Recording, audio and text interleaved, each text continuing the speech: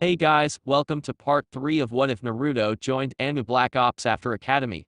If you enjoy the video then like, share and subscribe and also comment your thoughts as it inspires me to make more such videos and remember to check out my playlist section for other interesting stories. So let's get started. Chapter 13. Moments after opening the door. I repeat, what are you doing in my apartment, sleeping in my bed?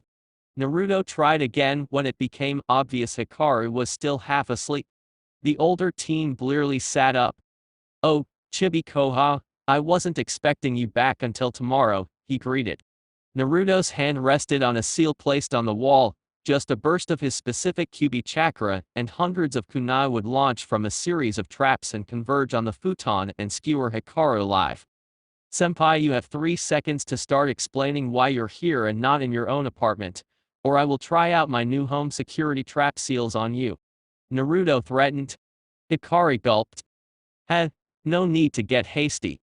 See, my apartment is infested with rats, so I had to move out for the next week.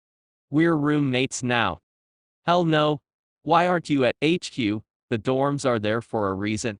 Naruto rubbed the bridge of his nose. Dragon Tem kicked me out for having no regards for tidiness, whatever that means, and the captain and Yugao said you wouldn't mind. Just, how can a Hyuga be so un-Hyuga-like? Naruto questioned when the shock caught up to him. Your apartment is so messy that rats invaded the dorms, aren't capable of housing you, and everybody is pawning you off to me. The youngest, Naruto pointed an accusatory finger at his friend, who upon closer inspection had several articles of clothing, books, and weapons laying around. Well, I refuse to let you be this way, Hikaru. While you are here you will be neat and tidy. But cleaning is boring, you're just like Hayashi-sama, you don't understand that my apartment is like a canvas of art and art is messy. Naruto shuddered in remembrance of his last mission. I won't tell you how to keep your canvas, but this is my canvas, and I happen to like seeing the floor with the use of the Byakugan. Clean this up while I'm in the shower, or I'm telling Guy you want to room with him. Instantly Hikaru was cleaning the whole apartment, while a shadow clone of his dusted. A thought came to his mind. Hey, Hikari. I'll sleep on the couch tonight, as a reward for you actually cleaning. Next morning. Naruto stretched lazily at 9 in the morning and slowly took off the earplugs from both his and Angel's ears. The cat mirrored his stretches. Naruto. She purred at him as she received a back scratch. Did we actually get to sleep in? Yep. Hikari just begged to be Guy's training partner today, so who were we to refuse? Naruto chirped. Angel blinked. Huh. Naruto chuckled. Don't worry about it. Let's go on a run before breakfast. We don't have to be at the training grounds until noon. He bit a thumb through his mask and did the summoning jutsu. Akira and Hisoka appear with dual yawns. What's the big idea, calling us so early? Akira mumbles. Oh, just a proposition for you. Naruto replies easily. Noon training ground 3. Naruto strolled into the grounds to find a very irritated Kuranai Asuma and crying Guy while the Genin worked on various exercises. Naruto, you're late. We've been here since 7 this morning, you were scheduled to start your traps and obstacle course 2 hours ago. Kuranai lectured in a chiding tone. Asuma snorted. Why are you surprised? Kakashi has been trying to make him a clone of his, lateness is just a part of it. Yash. My youthful neighbor. Let us reignite your flames of youth. Hikaru washed in the flames of youth this morning. You'd do well to follow his example of youth. Guy kept rambling until Kuranai whacked him. Kuranai turned towards Naruto, but he held up his hands. Listen, I'm sorry for being late, Senpai told me noon swear. Kuranai relaxed and Asuma sweat dropped. Damn Kakashi. Let's see how he likes a henged him leading a crusade against Ika Ika, he muttered. After a moment he looked back. Oh, sorry. Anyways, gather your students up and I'll start the exercise. Wait, but don't you need to prepare? Asuma asked. Naruto shook his head. No, Let's just say a few friends of mine setting up the forest. Okay then. Hey everyone. Come over here, Asuma called, and the genin gathered around. Confused looks from everyone but Team 7 came when they gazed at Naruto standing among their senseis. This is your next instructor, Naruto. He's filling in for Kakashi today. Naruto eyed his former classmates wearily. He dressed in his off-duty gear without the flak jacket or headband. Both were stored in a scroll on his hip pouch though. Overall he didn't give the impression of ninja. Good, he smirked inwardly. He wanted to see their faces when his former tormentors and classmates realized he wasn't dead last anymore, even if they didn't find out he was a ninja now, much less a Chunin and ANBU. Oh, what's the failure doing here? Akamaru could beat this brat. Right boy? Akamaru yipped at his master's boasting, but Naruto kept a blank face. The others started questioning him.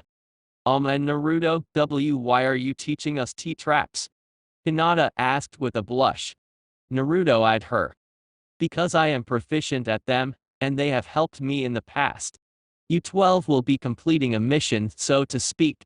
My partner, a young hellcat named Angel, is napping somewhere in the training grounds. Your objective is to find her and bring her back safely. There will be opposition from some of my summons as well, but you are to disarm or avoid setting off any traps on your way to and from. Hinata blushed when he looked at her and she turned away. Whatever, loser, me and Akamaru will beat this course all by ourselves. Kiba boasted. Naruto chuckled. Too bad, your captain is Sakura, any insubordination will be punished severely. Four heads the leader. No way, Sasuke-kun is the strongest, he should lead, Ino insisted but looked over at Team 7. Sakura looked like this was normal. It was, as Kakashi-sensei and Hikari-sensei had made her lead due to her brains and support role, while Sasuke gave a grudging shrug. He had to admit, letting Sakura come up with the plans enabled him to get more experience fighting.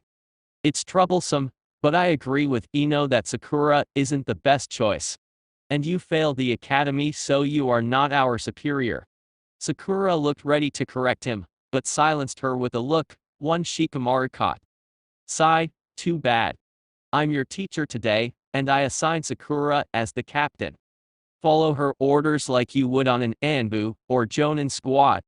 Shikamaru narrowed his eyes slightly at the analogy, but assented. Now, you have 30 minutes to plan before my summons will start attacking.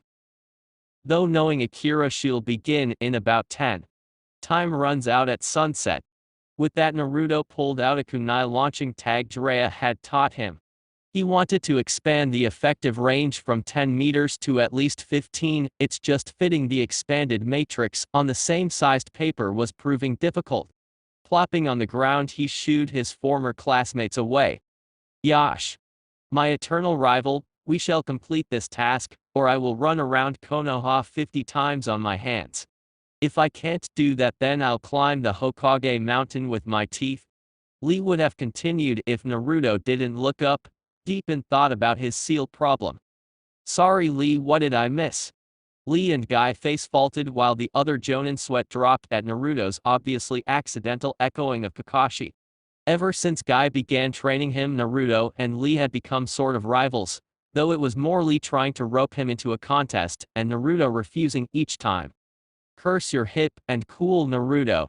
Lee cried. Neji, who had worked to keep quiet as wasting his breath on losers was beneath him, grabbed his teammate and dragged him towards the group of Genin. Neji would make the Haruo relieve command to him, the genius, and then they would beat the failure Naruto's course. With the Byakugan it would be easy, even if the boy did have summons. Naruto watched them go, and turned back to his work with a smile. Say, Naruto. He looked up at Kuranai. Yes. They're going to win with 2 Byakugan and an Inuzuka, and an Abarame. Are you sure you don't want to do something else? And putting Sakura of all people, Naruto glared sharply. I'm sorry, senpai, but you forget, I have a Hyuga on my team. But my youthful student is a prodigy, Guy pointed out, only to grow confused at Naruto's snort. He may be good for a genin, but Hikara is a decade ahead of him in both ninjutsu and the Byakugan, despite being only 2.5 years older. Hikara is a real genius, even if he doesn't flaunt it. In my position, I learned enough traps and how to use them in ways that make the fancy Kekkei Genkai your students rely on useless, as you will see. As for leadership, I picked Sakura because she's intelligent, stronger than most of the other Genin now and has experience in my tests. What about Shikamaru? I know you keep tabs on your old classmates. You know he has a high IQ and is a master at shogi. HMPH, he gives up, and I'd bet he'd even quit in the finals for the Chunin exams if he believed it too troublesome. Also, he's weak, while with Sakura even Hikara is becoming nervous with her use of senbon and tactics. Though, I still don't expect them to win. Not when Akira is so motivated, he mused. Asuma took a puff. And what did you promise that insane feline? He asked, remembering the challenge between Kakashi and the blonde. Said blonde rubbed his head sheepishly. Oh, nothing. Just that, if she kept the Genin from even reaching Angel, I'd teach her how to activate exploding seals. She's very eager now. Just then Kiba scream and later yell of damn cat. Who would pick the devil summon? Naruto Yacht? Stupid tiger made the gathered wince. Wow, only 27 minutes early. I didn't expect her patience to last that long. With Kakashi, our favorite copy ninja crouched low in a deserted alleyway still even after 6 hours of waiting. Dragon and Tenzo were next to him. Stay still, Dragon signed in annoyance when Tenzo shifted just a bit. Keep waiting, it shouldn't be long now. Iwa is supposed to be sending their Jinchuriki this way. Remember the plan. Kakashi gripped his knees, really hating this plan. Konoha, in all her wisdom, decided that since Iwa had been confirmed to sending a small aid in force to Konoha in hopes of destroying them, that one of the Jinchuriki they'd be sending Han should be taken out of the picture. Intel from a certain Anbu inside Iwa who worked at Han's favorite dango shop confirmed the Jinchuriki was headed towards the western border for a simple assassination mission. Too bad he wouldn't make it. After all, the commander a Sharingan user and a wood-style user against a Jinchuriki was hardly a fair fight.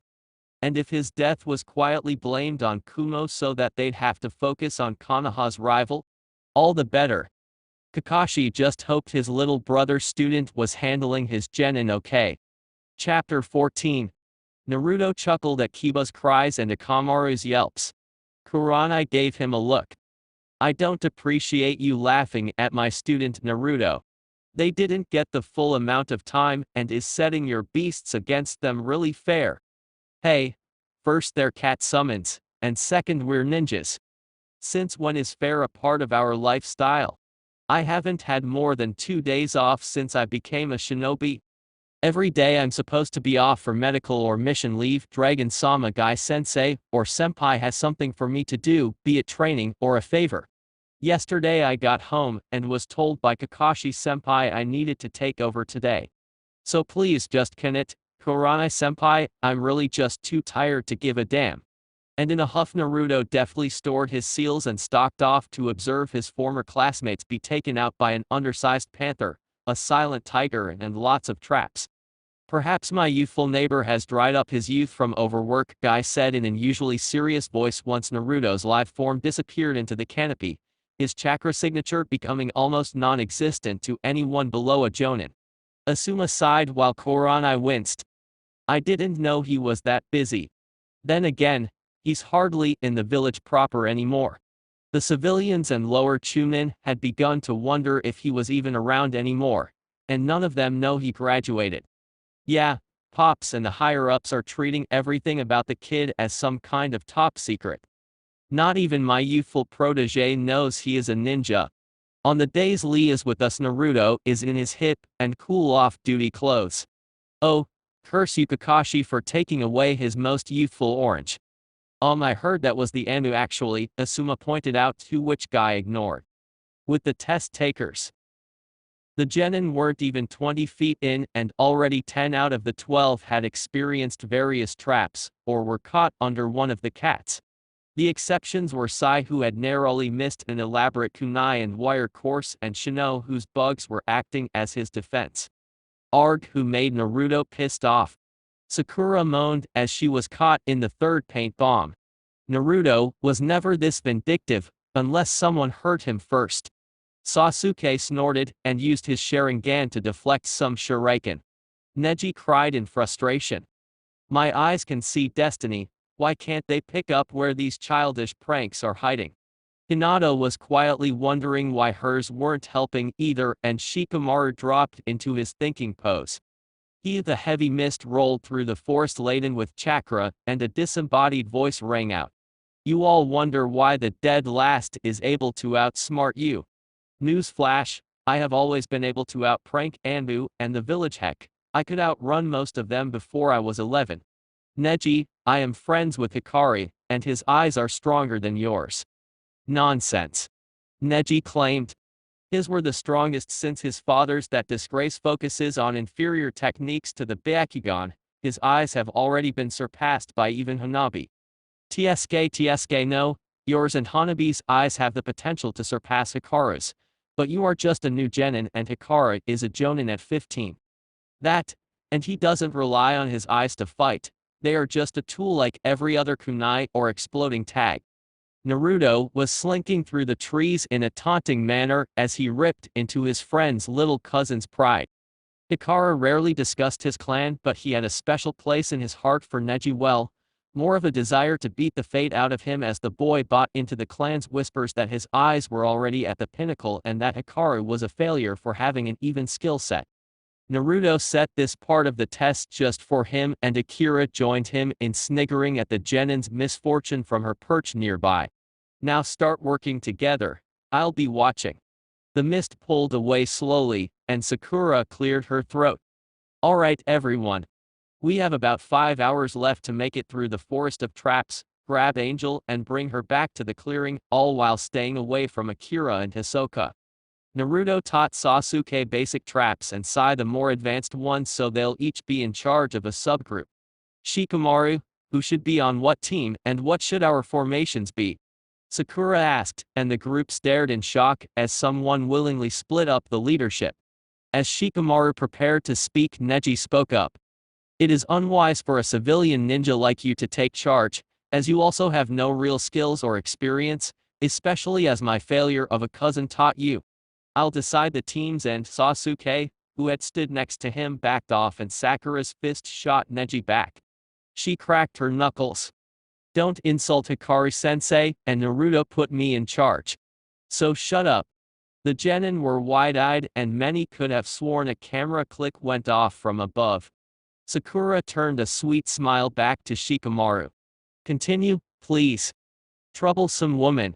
Fine, here's how we'll do this. As the Genin planned and set off, Naruto was enjoying the pictures he captured. Hikaru would garner no small amount of amusement from the snapshot of Neji being blown away by the Pinkette's fist. Good job, Sakura, he complimented quietly as she delegated each task perfectly, much like a true leader. 15 minutes later, after Akira had once again swept in for a visit to the Genin, the feline appeared next to Naruto's new perch as he worked on the seal. Naruto, can I hang out with Angel? This is boring, she asked. Naruto raised an eyebrow. Boring? You love this kind of thing. I saw how you turned Kiba's jacked into ribbons and clawed, I love felines, into his front. The panther puffed out her cheeks. Yeah, but they're too easy. Hisoka is keeping them busy anyways, so please. She turned the kitten eyes on him, and the blonde couldn't resist. Fine, but don't do anything stupid. And don't let the Genin capture Angel, it'd be a blow to our pride. Akira grinned and left, Naruto deciding to do the same, and headed off back to the clearing to at least keep some semblance of a working relationship with the Jonin sensei. 30 minutes before sunset, with Angel and Akira. Just remember to always fill the mouth with chakra too, and you'll be fine, Angel advised from her perch that Naruto left her on. The Hellcat had spent the afternoon napping and working on the false surroundings genjutsu when Akira appeared asking for a favor. The panther grinned wickedly before darting off through the shadows, and Angel idly wondered if Naruto would forgive her for this. He'll probably find it hilarious, she decided and sat back down for another nap. Sakura and Ino were in the leading group along with Shino and Neji, who could see the traps once the various layers of chakra and blocking seals were disabled by Sakura and Ino every few feet. They were almost at the spot where Naruto's cat would be, and Sakura was ready to be done and go home, if only so she wouldn't have to listen to the constant infighting. By now they had barely 15 minutes if that before sunset. Akira dropped in front of the group, causing them to go into the defensive. The Genin had managed to injure Hisoka with a grazing, making him poof, but the panther hadn't shown herself. Ha ha ha. Taste this, humans, Akira's voice cackled, and a stream of fire exploded from her mouth, hitting Ino's hair. Eep! The blonde girl screamed as the ends of her hair went up in flames. Sakura, not wasting time, cut the burning tendrils off before it reached the scalp and pulled her friend away. Shikamaru's group, capture her before she burns down the whole forest. Sakura ordered, and Shikamaru, Sasuke, and Hinata move in surrounding the feline. Shino sends a wave of bugs as well. Akira lets loose another round of flames, burning the bugs and singing Hinata's jacket. All around the group the forest burned. Sasuke fired off a fireball to counter Akira's, and Sakura resisted to urge to rub her temples as she and Shikamaru attempted to come up with a plan. None of them knew much, if any, elemental ninjutsu, and no water ninjutsu at all. Kiba and Ikamaru did a getsuga into a tree, releasing a torrent of wire, entrapping them and Sai, who was near. Ino was still fussing over her locks, and Choji used a human boulder into Shikamaru. Water-style water wall was heard, and Naruto commanded a torrent of water from a scroll, soaking everything and everyone and effectively putting out the fire. He glared down at the group, though mainly Akira. This test is over, meet me in the clearing. He used a shunshin and was gone, much to the Genin's chagrin. Naruto had all 12 in front of him, sitting soaked on the ground, and looking between sheepish to enraged. He snorted as Kiba gave Akira on his shoulder death glares, and bopped the feline as she hissed back. The Jonin were hidden nearby to listen in. I am very disappointed, he began. Protests began, but an icy glare they had never seen before silenced them. Again, disappointed? Academy students would do better than you guys. Yes, Akira should have had the foresight to not use fire ninjutsu in a forest, but so should you, Sasuke. Not only did you 12 fail, but your pace was slow, something that will get you killed in the field. Oh, yeah, loser. You didn't even graduate. What do you know? Naruto's eye twitched. Oh, screw it. Sakura, Sasuke, Sai. All three stood at attention as Hikari and Kakashi to an extent taught them. Tell me, what rank am I? Chunin, senpai, the three answered immediately, and Naruto had them sit down. Naruto nodded, and took out his vest and headband. Good, yes. I am a Chunin, it was a field promotion. Now, on to other matters. How did you get promoted?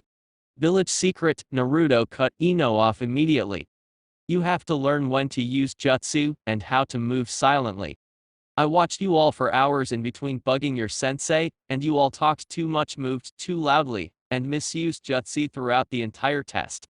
A cramped space is not the place to try a human boulder or getsuga. Your sensei will have their own reports now. Oh, and if any of you talk about my status, you'll be charged with insubordination and receive a black mark, Naruto added as he left, pointedly looking at Ino. She gulped, but nodded, and the off-duty ANBU left the Genin to speculate amongst themselves. Well, I didn't expect him to tell them his status, Isuma whispered from his perch. Guy looked thoughtful while Kuranai looked a bit miffed. Still, Naruto didn't have to be so rough on them. They aren't trained to the degree he was. And that's not my fault, Naruto's amused voice added as he walked up with Angel Akira having left for home already. It's better for them to learn here in the village than die in the field. That's what I was taught. Besides, they did okay, just their ego needs work. Though I'm surprised you have ANBU helping your team, Kuranai senpai. See you three at the poker game tomorrow, Naruto waved as he walked off, no doubt to get some rest, leaving a now thoughtful group of Jonin in his wake. Hey, Naruto. Yes, Angel. Naruto answered while buying some takeout ramen for Yakumo and him. He didn't have a mission tomorrow, just training at 10 with the Hokage, so Naruto planned to visit his new friend. Why were you so mean-sounding back there? Akira even said you told them to be harsher and those traps were higher than they'd see in the Chunin exams. Sigh. It's just. I was bullied by most of the genin back in the academy, and the rest ignored me. It was a form of payback. As for the Jonin, well, I don't think they'll underestimate me now, he smirked. Angel purred. Yeah, I don't think so either. Are you mad though? About me showing Akira a fire jutsu? He snorted. Hell no, that was hilarious, especially when it hit Ino's hair. Ha. Though I will need to talk to her about restraint.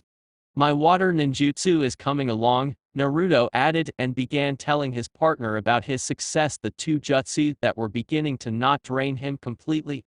Yakumo stared down at her bowl curiously as Naruto and Angel consumed theirs with gusto. She tried to take a peek while Naruto ate, but the ANBU was sly and she never managed. Huh? Not hungry? Naruto asked with a hint of worry as Yakumo was already too skinny. Go on, it's good. He reassured her. Yakumo hesitated before taking a small bite, unable to hide how much she liked it as she grinned. She sensed Naruto being smug and huffed. It's alright, she gave in. Thanks, Mouse. No problem, he responded and got another bowl as they watched the stars start to rise. With Kakashi's group, Kakashi's earth wall was shattered by a now version 2 Han. Tenzo's vines ensnared the Jinchuriki twice now, but the amount of chakra to hold down that many tails was frightening. Kakashi prepared his Sharingan as Tenzo again prepared his jutsu. However, Han refused to meet Kakashi's gaze for the genjutsu to set in. This assassination would have been easy, if not for the fact Han was being accompanied by a Jonin. One dragon was currently facing. Dragon stared at his opponent, a Jonin Kunoichi who licked her lips menacingly. Earth-style, earth and stone dragon. She called, and the ground rose to resemble a massive dragon. Dragon repressed an eye roll at her power display. I can't mess around, Kakashi and Tenzo are having trouble. Han is better than we thought. I'll have to use it. For both of them. The commander mind made up, used 3 successive shunshuns to first dodge the dragon and then get into her defense. The Oa Jonin blocked his sword with her own and she looked into the ANBU's eyes. Big mistake. Sharingan. The Oa Nin gasped. In one eye a glowing red, and spinning orb met her gaze spinning. Night, he said, as she fell into trance. A slice later and she was dead. Turning his head towards the exploding demonic chakra, Dragon grimaced. I hope Hiruzen forgives me, he muttered and left to save his comrades, both of whom were wearing down. Chapter 15. With Naruto, midnight. The blonde ANBU made it home in time to see Hikaru walk from the bathroom to the bedroom on his hands, singing about the new ANBU in Gamma Squad. Angel blinked, Naruto face-palmed and both just quietly collapsed on the couch, vowing to never speak of the incident again. Naruto. Naruto shot up half an hour later when Kurama's voice rang in his head. It had been a while since the fox had called him anything resembling a non-insult. Yes, Kurama. It's nothing. Just go to sleep. Kurama grumbled after a minute. Naruto sighed at his sort of friend's attitude. No, you've been like this since I failed to use 4 tails, Kurama. What is with you? Go to the forest of death and enter your mindscape. We'll talk there. Confused, Naruto replaces himself with a shadow clone, letting Angel sleep on the fake stomach, and silently put on his shoes. With a look back towards his bedroom door, the blonde quietly leaves for a place he dreaded. With Dragon hours earlier, the commander of ANBU had to be the best in the forces. He had to be on par with a Kage, be able to keep a cool head in the most dire of situations, and have the ability to step in if the Hokage died in battle. Dragon had all those things and still found it difficult to face his underlings, both of whom were technically older than him. We'll discuss this later. For now, Kakashi prepare the lighting ninjutsu and Tiger try to keep him boxed in with your Makuna. No go. Dragon ordered and activated his cursed eye. Han stared impassively at his attackers, clearly konoha, but inside both he and Kakuo were nervous. So far he could pick apart the two shinobi, but this new one. Be careful, that one has the Mangekyo. He's dangerous, we should retreat. Kakuo was advising frantically. Han would heed that advice if only it wasn't impossible with this empty terrain. Perfect for his boil release as targets couldn't hide. It was also perfect for his new opponent as well, it seemed. Only crossing his arms in an X stopped a shunshin to the throat.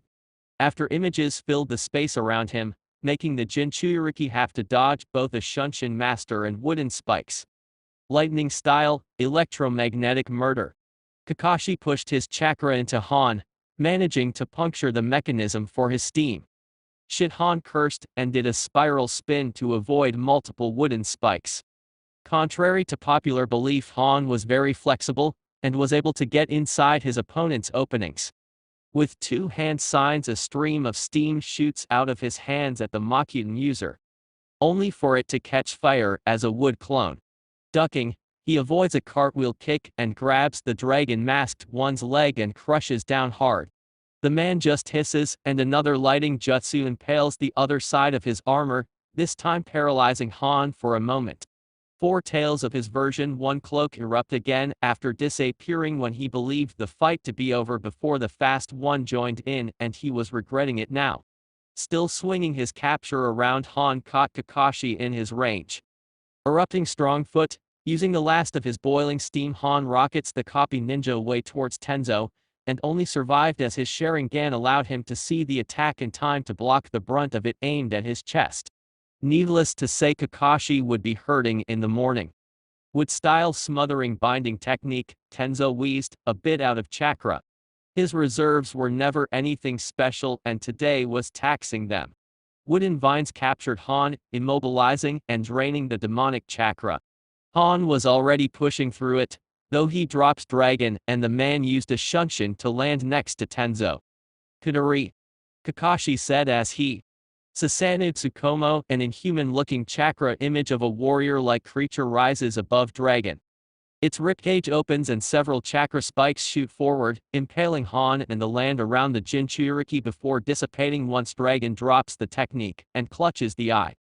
Han lay dead, the demonic chakra already spreading everywhere. Ugh, it's been too long since I used that. Dragon groaned. His subordinates dropped to the ground as well, Kakashi and Tenzo both sporting burns and cracked ribs, Dragon himself having a possibly fractured leg. His shunshin was useful, but it left the user open for a counter-strike.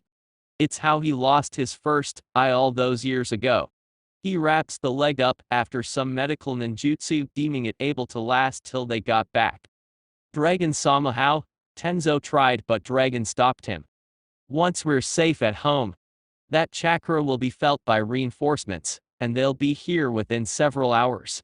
For now, make your wood go away, Kakashi. Add some more lighting marks while I position the bodies and hide our trail. Rain started puttering due to it being the wet season, a small blessing as it would aid in masking their scents. Yes sir, they both said, though neither could look at him. The things he did for Konoha. Back in Konoha present. And we made it where Iwo will suspect Kumo, just as you ordered, Hokage-sama. Dragon finished his report, him and the others sitting down, the Hokage looking older than ever. They were in the Black Ops room, the place where missions that didn't exist were handed out. Dragon had been here many times, the worst still when he was given that mission. Thank you, Dragon. While it pains me to possibly start a war between the two villages, Konoha wouldn't have survived had they sent Han and Roshi. At least now we stand a solid chance. Of course, Hokage-sama. Dragon bowed his head. Kakashi and Tenzo, who was unmasked, had blank looks. We have around 5 years give or take before the Gobi manifests again, at which Iwa will scramble to reseal it. Until then only Kumo has 2, putting us at an advantage as we hold the QB, though I hate thinking of Naruto that way. Mouse knows his duty, and he's happy. He just has a chakra battery of sorts, one that will help both him and Konoha in the long run. Sarutobi assents and sighs. Now, I think you need a few minutes alone with your team. This room is secure, I'll be taking a stroll. You have authorization to tell them what you wish, even the whole truth. The weight of that statement hit the commander as his leader stood up and walked away. Soon they were left alone. The 3 powerful shinobi, 1 S rank and the other 2 A- ranked, sat in silence. Finally, Kakashi spoke. Why? Why did you let us think you were dead, Shizui? For the first time in years, Dragon took off his mask outside of his sealed room. The face of Shizui Uchiha, thought to everyone but his Hokage to be dead until now, that is stared with one eye at his old comrades and friends. It's hard to explain. Try us, Kakashi quipped. He had been on the same squad as Shizui for a short time before the younger man became a one-man team for a special assignment for the Hokage. Kakashi and Tenzo had both tried to keep in contact with their friend, but he drifted apart, eyes becoming more worried. And then he committed suicide, though many blamed Itachi. It was another failure on Kakashi's part, even if the rational side assured him he had no way of knowing what was happening. And now Shizui sat in front of him once again, not dead, but instead a different person as the commander, a more serious, but still joking individual. It was too much. Kakashi had to know why. Fine, just sit back and don't interrupt, okay? The 2 nodded slowly. Taking a deep breath, Shizui spoke, taking Sarutobi's advice and getting the weight off of him. It all began when Danzo Shimura set his eyes on the Sharingan. After Naruto's birth, he did everything to sow discord among the clan for his own desires. My cousin, Itachi, was caught in the middle. The most loyal shinobi I know, Itachi tried his hardest to stop it, but Danzo and another party didn't want the Uchiha stopped, they wanted them dead. On and on Shizui spun the tale of the Ukka's tragic demise to enraptured shinobi his audience. With Naruto sat in a tree house his captain had made for the squad during their training last month. Getting into the lotus position, he dove deep into his mind. Waking up in the sewer like seal was never a fun moment. Naruto blinked quickly, but struck off towards Kurama. Kurama held his breath as his container approached. He wasn't sure if he should be hopeful or spiteful. Hope that this weird child that was a certain type of genius with a silly side was the one. Or be spiteful in the knowledge that he was like every other human since father. Kurama didn't know. Naruto ambled in and smiled slightly at Kurama, not realizing before then how much he had grown to begrudgingly care for the fox in his head. Hey, Kurama. What's the deal dragging me out here? You're here to meet me. A voice very much like Naruto's own yet dripping with malice spoke.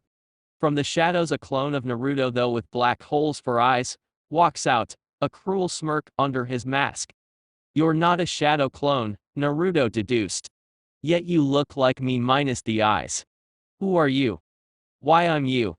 Or, the real you that is, the clone mocked, walking around Naruto like a predator. Kurama watched silently from the shadows of his cage. The creature in front represented the deep darkness in his container's heart, the rage that Kurama could gather up. If Naruto couldn't beat it, he'd be taken over, and Kurama would be released. The fox didn't know if he wanted that. Before meeting and talking with Naruto, he'd have done anything to escape, but now, he wasn't sure that having a human that was approaching friendship status dying was what he wanted. Not even for freedom. As he observed, Kurama just sighed, and realized either way things were changing. I'm the darkness, the rage you want to unleash. I'm what the villagers created. I'm the killer in you. Give in, will become powerful with me in charge. Dark Naruto, as the original began thinking of him as said, while pointing to himself. No, I won't let you take over, things are different now. I have friends, comrades. The two clashed, Dark Naruto aiming for vital points, Naruto doing the same. Punch for punch they match, blocking everything the other throws, any cuts disappearing as it was in the Mindscape.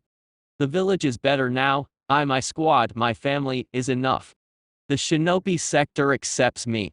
They break apart and glare, both realizing a battle of strength would do nothing. So words were the ammo now. Yet you can't walk around the village except in your ANBU gear without jeers and fearful looks. Dark Naruto countered. Naruto shook his head. They'll change, and I don't need them. The ANBU and Genin see us as a weapon. We remind everyone of father, or their pain. Not even our godfather wanted us. You still refuse to see the truth. Remember this. A scene in the water played out. It was of Naruto, barely an age to read, yet kicked out of the orphanage. An ANBU Kakashi he realized watched him passively from the tree nearby, simply signaling for the Hokage to be called, never comforting Naruto as he sat on a swing in the dying light. The Hokage had sighed when he arrived soon after, and had let Naruto sleep in his office that night. The council had decided to put him in an apartment after that, and Naruto had always been alone. That was years ago. It's in the past. His protests died when another scene appeared. This time a 10-year-old Naruto had cried to his Jiji that his papers were being graded wrong, but the Hokage just brushed him off with a "don't accuse our Chunin of such things without real proof. Keep working hard, Naruto, and I'm sure you'll pass soon." Naruto had gone on a pranking spree after that, no one bothering to notice how cunning they were or how far he'd grown. Multiple other memories appeared, each painful in their own way. Being glared at when he failed, the jeers barely whispered.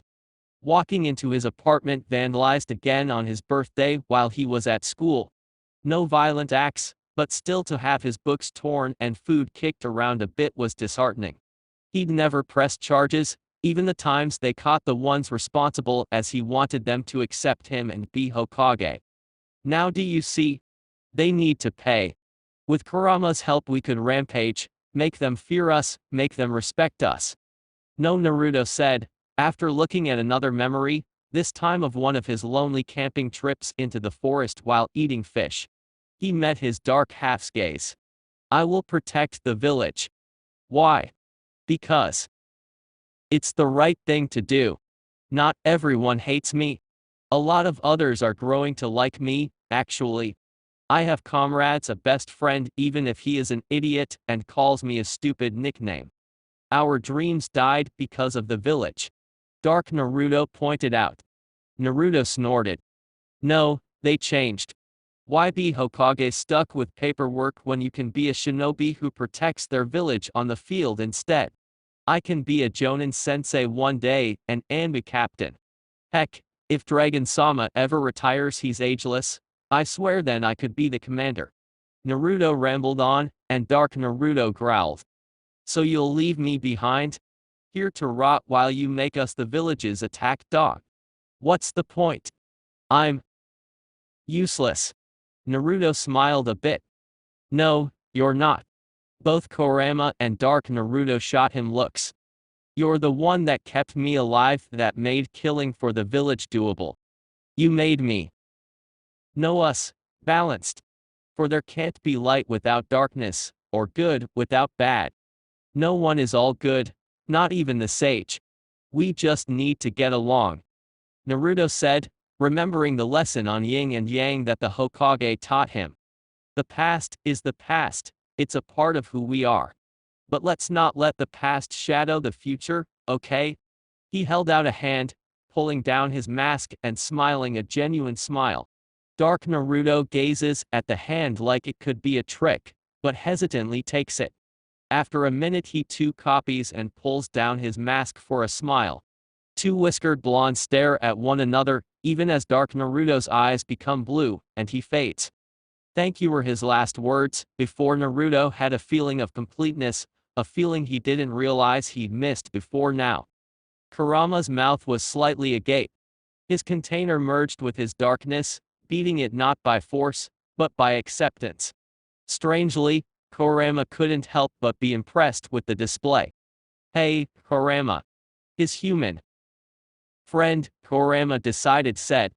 Yes, Naruto could be a friend, even if his methods were delusional. Liked the show, I hope my friend. Humph. As if you could be my friend. Get out of here, Yaki, your presence annoys me.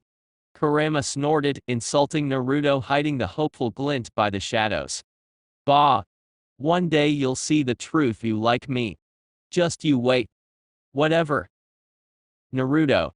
Neither understood that night under the crescent moon in the Vicious Forest, the buddings of the most powerful partnership was born. Even if it was in its infancy and dominated by insults, some relationships were just like that. Unknown to Naruto, his captain and big brother senpai were on their own emotional roller coaster. With Dragon no Shizui, they reminded themselves looked hopeful after telling the first two people, after the Hokage everything. So you were supposed to make Fugaku stop the coup with your Sharingan. Yes. And then Danzo stole one eye, so you went to the Hokage and, instead of killing the bastard right there, he had you fake your death by putting Itachi in a genjutsu and giving him your other eye, which was really your mother's, who had died years ago.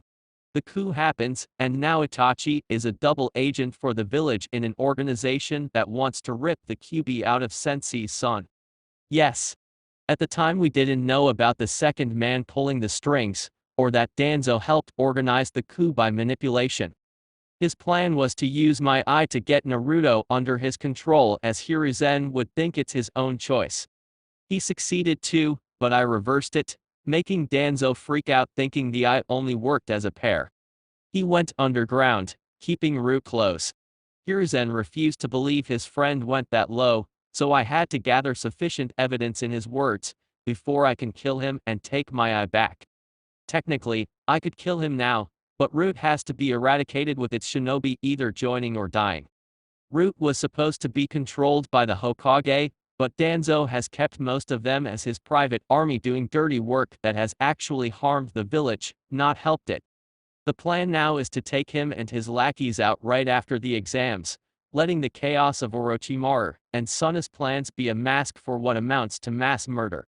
If some escape the initial cleansing, we can tell the public they're Suna spies instead of kidnapped and brainwashed members of clans. Out of the 300 Root agents, estimates from our mole inside is that only 100 the children will be salvageable. An inside agent?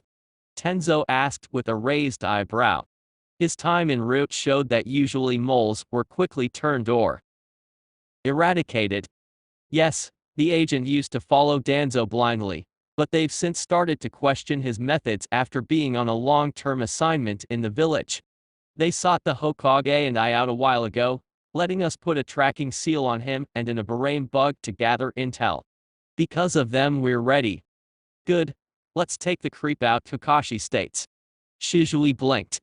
Oh hell no, you two were told just to keep you quiet, and that I wanted to let two of my old friends know the truth. You guys can just keep things running while the Hokage and I do this. Nope, sorry Dragon-sama, Kakashi replied with an eye smile and sickly sweet tone. But according to you, he tried to take Naruto and make him his own personal pet, and he already attempted the same thing on Tenzo here. We can be of help. Senpai is correct. Let us help, we are comrades and friends. Tenzo added. Shizui smiled at them. Alright already, he held his hands up in surrender. You win, I'll write you up in my strategy. Now, here he puts on his mask again and slightly shifts into Dragon once more, even if they were basically the same. Let's go get some medical attention before I go break Mouse's defenses again, he rubbed his hands together gleefully. Kakashi and Tenzo sweat dripped. Dragon-sama. Why do you keep breaking down Naruto's seals and replacing his food every night? Tenzo asked. Dragon tapped where his chin would be. Well, it's a good mental workout for me, disabling his traps and seals. That, and it makes Mouse keep improving security, while also keeping him dedicated to Guy's training. That and it's fun, he added as they walked, or in Dragon's case tried to not limp over to the medical section where Med Nin would be waiting. An hour later the three made it to the apartments, Kakashi and Tenzo deciding to help in the mischief. They see Naruto casually walk into his door. Tenzo frowned. He's not supposed to be up this late. Oh, someone is having corner duty during our next Hokage shift, Tenzo muttered. Kakashi snorts. Tenzo, calm down, you're his captain, not mother. Naruto is a ninja, and if he wants to stay out until 3 a.m. in the morning that's his problem. Tenzo gaped at him, while Dragon chuckled. I have to agree he shouldn't be punished, as tomorrow is just a training day not a mission. Also, I find the best punishment would be letting Guy help aid his flames of youth earlier than normal need. Two devilish smirks met his hidden one. Dragon knocked on Guy's door, and the green beast answered with a blinding grin. Greetings, Guy. Mouse was so heartbroken that you left him behind yesterday, and I think taking him early would cheer him up. Him and his temporary roommate just love early morning workouts. Dragon said cheerfully. Guy rambled on about youth before zipping by with the training gear, already in Naruto's apartment, Kakashi and Tenzo having already gotten it untrapped for him. No were the dual cries as Naruto and Hikaru were manhandled for their special training. How did you know Naruto missed training yesterday? Tenzo asked idly once they left. Dragon turned towards him. I'm the commander, I know everything, and when I'm not here, my crow is, he added silently. Right, sure. When Naruto later limped into his ninjutsu lessons with Drea, who had returned and planned on showing his godson the five-pronged seal and another earth-style move, he was twitching with bags under his eyes. Youth. Youth. Damn youth. I will get my revenge. The boy cackled madly, making Drea wonder if the fox was taking over. In the seal, Kurama had his ears covered, not wanting to hear that cursed word again. Meanwhile, a disheveled Hikaru arrived for Team 7's training, in a similar state as his younger friend. Iwa later. Onoki raged against his desk. Kumo, their supposed allies, had killed one of their Jinchuriki, meaning they would be down to only one for 4 to 6 years before it reformed. Bastards, Onoki muttered. The evidence pointed to Kumo and that some of them got away, but it would be stupid to go to war now, before they could prepare. Onoki turned towards his trembling assistant. Send word to Orochimaru, we won't be helping in his invasion for personal matters. Call Roshi back, he's to be confined to the village. I won't have another of our Jinchuriki dead. Chapter 16. With Naruto and Drea. Gaki. I said make the earth a swamp, not a sandpit. Drea scolded as Naruto attempted Swamp of the Underworld for the 16th time with minimal success. Gah, I can't. It's impossible when you harden the earth with your chakra, while I'm softening it with mine. Naruto accused. Call it training for all situations. If you can learn to overpower my chakra, and create the swamp, the jutsu will be unstoppable. Drea smirked at the blonde scowl, but had to dodge several water jutsu, including a well-executed water dragon. What the hell, Gaki? Are you trying to kill me? The sage demanded, pulling a kunai that was hidden in the dragon out of his scroll. Who, me? I was just showing my mentor how much I've improved on my water ninjutsu, Naruto replied innocently, 2 scrolls that held water empty. Sure, Gaki, sure. I think we've done enough. I think it's time for a spar for me to see your progress then. He said heavily. Naruto gulped in reply. Evening. Akira and Angel were both on Naruto's shoulders, who was wearing his Chunin outfit. He sighed as Akira vibrated with excitement. Just don't blow anything up, or set something on fire, please. Naruto begged while rubbing a sore shoulder from Drea's toad, slamming him into the ground multiple times. While Drea taught him that day, he had a shadow clone show the panther the art of activating explosive tags. Needless to say, Akira became obsessed with the explosions, and the look she got around them was creepily similar to a certain nuke nin currently in the ANBU holding cells. Humph. Fine, but I get to play, right? She asked. Naruto nodded. Yes, you are allowed your own hand. Here's some money if you run out, I'm not giving you any more. She took the small bag of rolled ryo and coins in her teeth and purred. Most of the off-duty ANBU and more respectable jonin were already in the poker room when the trio arrived. Dragon inclined his head and a blur of fingers sent the message. Rematch. I want Ika. I know Drea gave you a collection signed. And I want Hikari gone. He clogged the toilet. With water, Naruto signed back. Numerous ANBU sniggered as they caught the exchange. Winner take all. You're going down, mouse.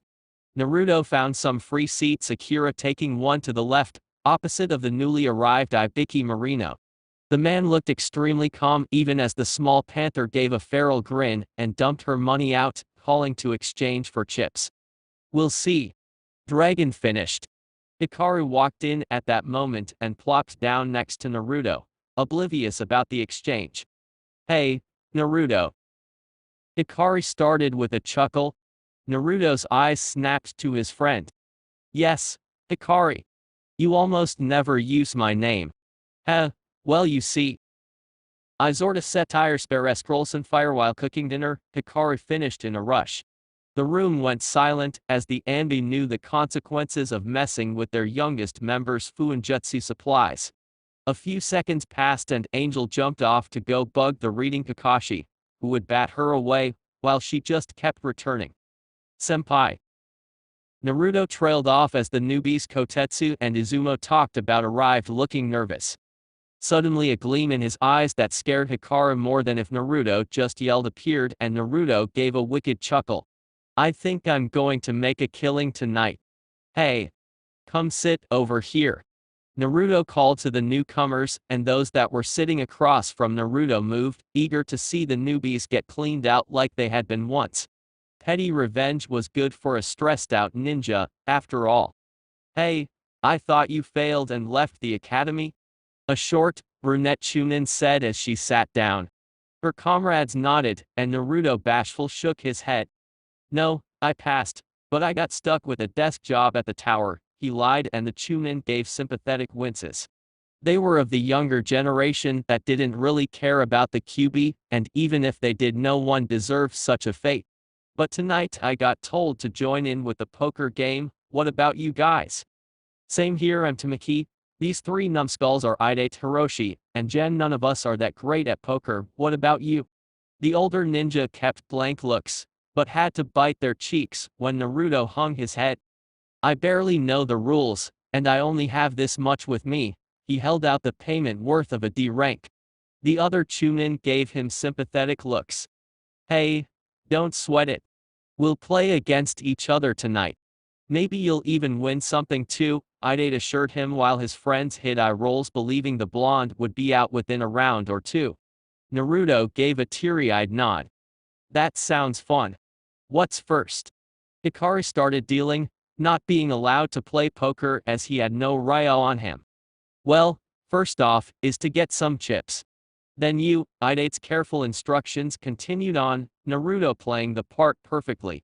Many in the room had one thought: never underestimate that bastard again. Meanwhile, Akira was lighting a cigar, facing her opponent. My, not many ninjas wear trench coats, she commented as they were dealt in. Ibiki grunted. And not many felines smoke cigars. Or play poker, he shot back dryly. Touché. She relented and glanced up over Ibiki's shoulder, out the window. The top interrogator never noticed the instantaneous exchange. 1 hour later. Wow, that was fun. Naruto cheered innocently, while the Chunin twitched, Ide crying in frustration. In front of Naruto was the other Chunin's chips, enough to not only replace Hikaru's accident, but still equivalent of an S rank. How? Tamaki asked as she gaped at the pile. Naruto, I smiled, a trick he picked up from Kakashi. Oh. Ooh me. I guess I'm just lucky, and Ide-senpai taught me really well. Thanks for the game, I can't wait to play again. As the Chunin excused themselves, whispering how they'd have to bunk with one another for a couple of months, they swore to never bet against him again. Enough games, mouse. Wolf. Deal me in. Dragon ordered as he slid into the chair opposite of Naruto. Meanwhile, Ibiki had never been so embarrassed in his life. He, a respected A-rank ninja head interrogator, was losing to a tiny cat. A talking cigar-smoking cat, but still a cat. Worse, Anko was watching with a video camera in the corner. Thankfully, Ibiki Marino knew the mind, and could tell the feline was arrogant. All in? He asked with a blank face. Winner take all, kitty cat. Akira paused for a split second, then felt the okay from her collar she wore for the occasion. 1. I'm a panther, not a kitty. And 2. Hell yeah. She pushed all her pile and most of Ibiki's savings. He wept inside to the middle. Perfect, he thought with a hidden grin. He had a straight flush, and the odds of the cat getting something higher this late in the game was almost impossible. Heh. Straight flush. Ibiki boasted and slapped his hand down. Akira looked momentarily saddened, then showed Ibiki her hand one by one. Oh, I think I can match that. Or surpass it. Royal flush, Ibiki-chan. She taunted, then turned towards the dealer. You, turn this back to Ryo, and seal it in a scroll for me, K. I have more fish to fry, and she hopped off to find her next victim close by with just a few of the chips in her bag. Soon the summons is in front of the Hokage, who smiled benignly. Why hello, Akira-chan. I see you made some money off of Ibiki. Yes, monkey summoner, now deal me in. I will prove the Tiger Panther clan can beat the Monkey clan at anything. She said with conviction. Within moments the game began again. Hisoka was crouched on the roof nearby, binoculars perched on the ledge and looking down at the Hokage's cards. What the hell am I doing? I could be in the milky paradise with beautiful tigresses all around, but no, Akira wants me to cheat for her. How did I end up here? The silent tiger bemoaned inside his mind. Then a shiver ran up his spine as he remembered the exact motivation for being on a stuffy rooftop late at night. His partner could use explosive tags. As Hisoka activated the Morai's code linked to Akira's collar to let her know the Hokage drew an ace, he resigned himself to the reality that his peaceful existence was over the second his summoner had taught Akira how to use the explosives. After the poker game, Naruto carried a sleeping angel home, Akira already having left for home with her winnings. Hikari walked next to him huffing. I can't believe you played to make me leave, Chibi Koha. I thought our relationship was special. Naruto shot him a deadpan look. You bring destruction wherever you go, Hikaru. Not even Anko would put up with you, and her place resembles the Fourth Shinobi War. Besides, I'm not making you go until tomorrow. Dragon-sama should have the cell ready by then, he muttered the last part too low for the Hyuga to hear. Humph. See if I let you stay with me when your apartment gets infested. Ungrateful children, Hikari grumbled. Naruto chose not to point out that his traps and angel prevented pests, and that even if he did have to leave his home for a time, the dorms at HQ actually allowed him. As they approached their building, Naruto turned. If you weren't my best friend, I'd sick Hibiki-sama's unit on you. Touch my Fuinjutsu again, and no mercy will be shown. Understood? Crystal, Hikari managed. Naruto's summons were now legendary after the spar with Kakashi, and he had no desire to fight them. Entering his place, Naruto brightens as a familiar whiskered face presses against the window. Tora. You haven't been by in a while. Have the Genin teams been getting rough? Naruto greeted as he let her in, Angel blearily shaking awake from the commotion. The Hellcat sees her nemesis and hisses. Why does she have to be here? Angel asked incredulously. Naruto rolled his eyes. Angel, we've been over this. I've been watching Tora for years, and she's taught you a lot too, be grateful. Tora ignores the hissing, and smugly presses up against Naruto's leg, who promptly scratches behind her ears. I still don't understand how you and that demon get along, Chibi Koha. Tora's the bane of every Genin, and to find out you taught her your stealth skills and how to tree water walk. Hikari pointed an accusing finger at the blonde. Whatever, senpai. Just go to sleep. Guy-sensei has a mission tomorrow, so we can sleep in. Not exactly, a disembodied voice spoke from the darkness, and both humans and cats jump, before scowling as Dragon appears. Both of you report to HQ tomorrow at 8. I'll have missions for you both. Oh, and Mouse. He holds out his hand expectantly. Nope. Not until you beat me, Dragon-sama. Would you like me to beat you around the village all night? He asked in a bored tone. A scroll is thrust into his hands faster than a shunshin. I was just joking. Here, the entire collection that Drea-sama gave me last week. All 30-something volumes. Dragon nodded before leaving, in a burst of chakra, his two subordinates letting out breaths they didn't know they were holding. Moments later, Hokage Tower. Sarutobi was finishing up some last-minute paperwork, grumbling about that blasted summons trouncing him at poker even with his hidden monkey summons reading off the cards. Dragon shows up without warning and flops down in the chair, watching his leader in amusement. What is it now, Dragon? Here to gloat about that fiend taking my savings? Nah, I would never think that. Not after Mouse continues to clean me out. I swear he passes his luck on to those around him except me. Tonight, I lost my food money. I'm sending Mouse on a long-term assignment tomorrow.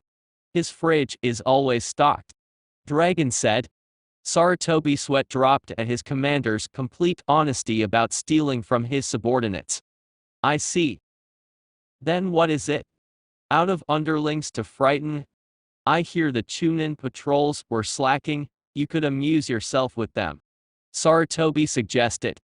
I hear Deidara has been approved for the Missing Ninja Integration Program, Dragon said after a moment, referencing Konoha's policy of allowing certain missing ninja into the village and attempt to become loyal Konoha ninja.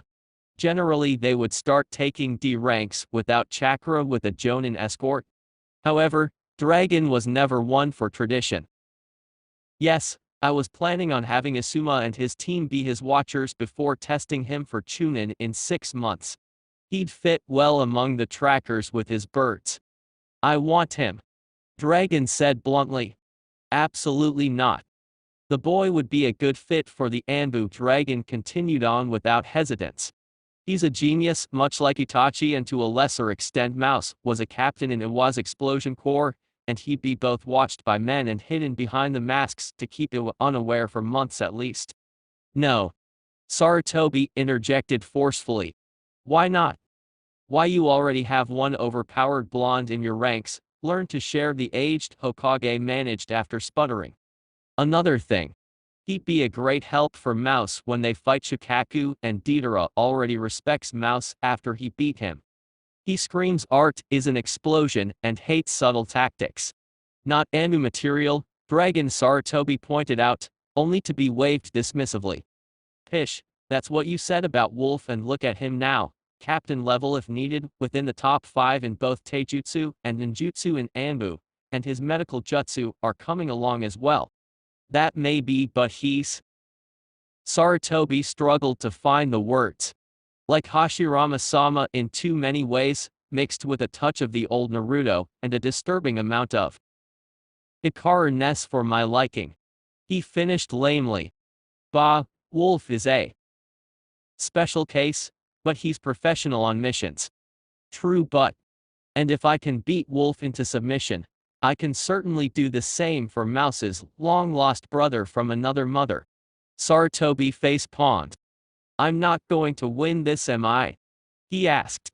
A shake of the head was his answer. Sigh, fine. Just, what are you going to have him do on his probation, and what mask is the poor boy going to have? Well, mostly he'll be on hospital duty with Wolf, and I'll have them do plenty of endurance training, as like Itachi, Deidara doesn't have as much physical strength.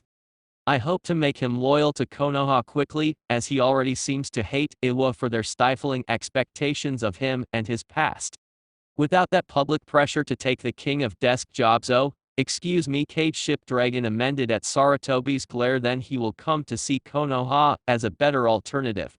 With his information that he's freely given, our spies could feasibly take you out, or at least get a better reading on them. And as for his mask, Dragon reached into his cloak and pulled out a porcelain face mask that had Saratobi stifling a laugh. I'm not sure embarrassment is the best way to keep him loyal. HN, what are you talking about? It's a great mask, I designed it myself, Dragon huffed as he slipped it back. Saratobi shook his head. If you say so. Dragon clapped his hands and headed towards the window. Where are you going now? Some lazy chunin are calling my name. Dragon replied dismissively, jumping away, leaving a chuckling Hokage behind. Next morning, Hikara and Naruto were stiff as boards, watching their commander from behind masks as the enigma that was Dragon stared at them, clearly enjoying their discomfort. Mouse, wolf. Dragon's voice was soft, but held authority. I have separate missions for you, though both important and both long-term. First, Mouse. Naruto catches a scroll aimed at his head and pumps chakra into the ends, opening it. Scanning the contents, his head whips up. Yes, it's a solo mission, and yes, it's a simple one. Wave has finished the treaty it wants to have with Konoha. You are to escort their diplomat back with Konoha's response. The elders want a 5% increase on mission prices though, so don't leave until you get them to agree. Use those political lessons for once, Naruto bit back a grumble. Yes, Dragon-sama, though what's this profile in the back? Oh that's just one of the old tyrant Gato's accountants. He's inherited Gato's eastern fortune and businesses, including the 12 side businesses in Fire. Kill him, impersonate him, sign the deeds over to the Konoha contact in the scroll, and then make his death seem natural. I mean, he is 60 and old people die all the time before heading back. I would assign another ANBU to this, but sending just you saves money and your transformation prowess will be useful as he is said to employ some ninjas. Though technically no time limit, be back within 32 days for the Chunin exams. Now, Chu. He waves Naruto away, who gapes a bit before complying. Senpai, same deal, okay. Angel's coming with me though, but the food in the fridge is yours, Naruto says as he walks out, not noticing Dragon's slight stiffening. Once the blonde is gone, Dragon turns towards his other subordinate. 1. Stay away from Mouse's apartment. I'll watch it. 2. What do you know about the prisoner Mouse brought in? That it's some crazy Iwa teenager. I'm not crazy on. Art is an explosion.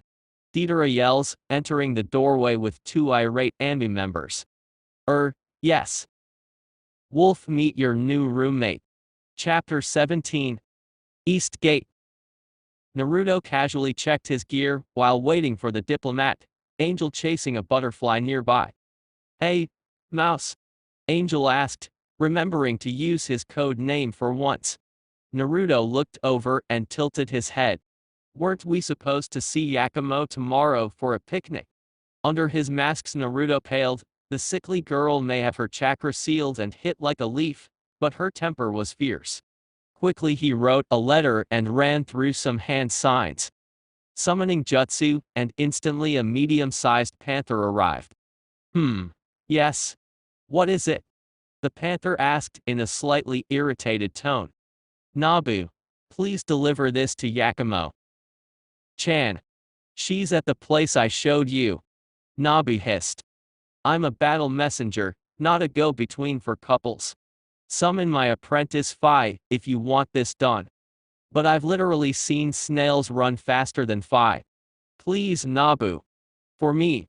Staring at one another, Nabu eventually caves.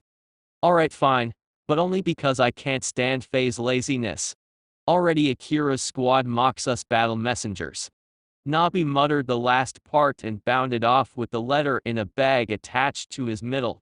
As he ran, Nabu appeared to stretch in long bounds, covering twice his length with every stride. Angel chuckled as she sat by Naruto's feet. Slower than snails. Why is Phi on the messenger squad anyways? She asked. The battle messenger squad was essential to the clan. They were known for delivering every message, written or verbal, through the toughest of situations. Nabu himself had originally been feared by the Tiger clan before the merge after he slaughtered 12 of their ranks to protect his cargo. His apprentice, Phi, was a wagon-sized tiger who dreamed of being like Nabu. Unfortunately, the young one was better suited for guarding the clan or heavy assault, but the elders wished to let the tiger try.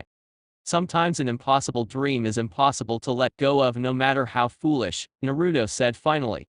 Angel cocked her head. Huh. It's nothing, he assured her. Naruto straightened as the man they'd be escorting walked up. You must be the ANBU guy the Hokage assigned? I'm Sota, nice to meet you. Naruto eyed the man wearily. Sota Yukimura, age 31 and official diplomat for the country of Wave. Average build, brown hair and chestnut eyes and a traveling kimono just barely above commoner standards. Overall the man checked out, but his casualness around trained assassins was unnerving. However, Naruto was on a mission to ensure Konoha got 5% more for missions taken for Wave clients, and hesitation would not help his cause. A pleasure to meet you, Yukimura-san. You may call me Mouse, and this is Angel. This may be a stupid question, but aren't you a little short to be an ANBU? I was told they were the elite, and you sound like a child. Sota said casually, but it was clearly an attempt to test the boundaries of the blonde's temper. I assure you my height or suggested age doesn't impede my ability to negotiate, guard or hide bodies. Naruto replied cheerfully and Sota sweated nervously. Right. We should be going. Naruto grunted and made several clones, one of which picked up a startled Sota. It's so we travel faster, he explained to the man. This way we'll reach Wave within a couple of days.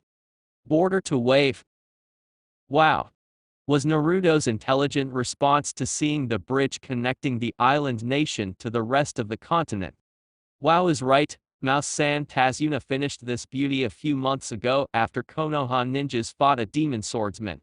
We call it the Bridge of Hope as it revived our land. All around them merchants and travelers crossed the bridge on everything from foot to carriages. Oh, that's nice, Naruto said indifferently. He didn't know why, but Kota Yukimura had given him a bad vibe the closer they got to their destination. Not being able to explain it just made his defenses stay up more. It's my ability. Huh. Kurama. Long time no thought, Naruto joked. Inside the seal, Kurama rolled his eyes and resisted an unrefined groan. I can sense negative emotions like none other. Once you faced yourself Gaki, you too became able to sense the dark emotions in others like beacons. This disgusting swine you're guarding reeks of it. I don't know what he's planning, but I don't like it. The fox growled at the thought of the man in front of his container. His chakra was undeveloped and Naruto could effortlessly overpower him, but Kurama learned the hard way that inferior creatures had the annoying ability to enslave their betters through luck or other methods. Madara and that damnable fourth were perfect examples. Sota is planning something, Naruto agreed while observing how the ambassador glanced nervously to and fro. Thank you for the new skill, Kurama. Without it, I might not have been able to discern what this swine was feeling. And he wasn't lying. Sota could misproject his intentions like a well-trained assassin, not something an average civil servant would be capable of doing. HMPH. Whatever, Gaki. Just be careful. I refuse to have my container fall to such a swine. After this useless human political crap of a mission, will train in refining your sensing. Right now you're limited to those within a few feet of yourself, and my power is limited as you refuse to release any of my chakra while in your mask. You know why? It's that or face Dragon-sama, and I for one don't want to tick off a man who supposedly slaughtered a Kumo shinobi with a spoon last year before I can even dodge him. Ooze, Mouse. You who? Anyone home? Sota moved his hand as if to wave it in front of the blonde's face, but instead was caught in a vice grip. Yes, I'm here, Yukimura-san. Please, let's continue to your country's council. I would prefer to complete this mission as quickly as possible. AW, already bored with me? Sota teased, even as his aura took a slightly sadistic spike. Naruto suppressed a shiver. No, but let's get going. Sigh, you're no fun. And what's with your cat? He pointed to Angel, who was bounding away towards the town as per their agreement before the start of the mission. Oh, nothing, Angel just likes hunting, so she's probably off to fish or catch a squirrel. She'll find us later. Sota Yukimura nodded hesitantly, but didn't question it. Angel raced away towards their target's house according to the map provided. Akira and Hibiki had already been summoned during a bathroom break by Naruto, along with a few clones. They would scout the area, and once Naruto arrived that evening they'd begin planning how to carry out the actual assignment. Away from Naruto. As Angel set off on her mission, another group of shinobi were preparing their own. Danzo-sama will have his weapon soon. Follow the Jinchuriki from a distance until he leaves wave. We'll strike then. A shadowy figure ordered into his headset from a hidden vantage point.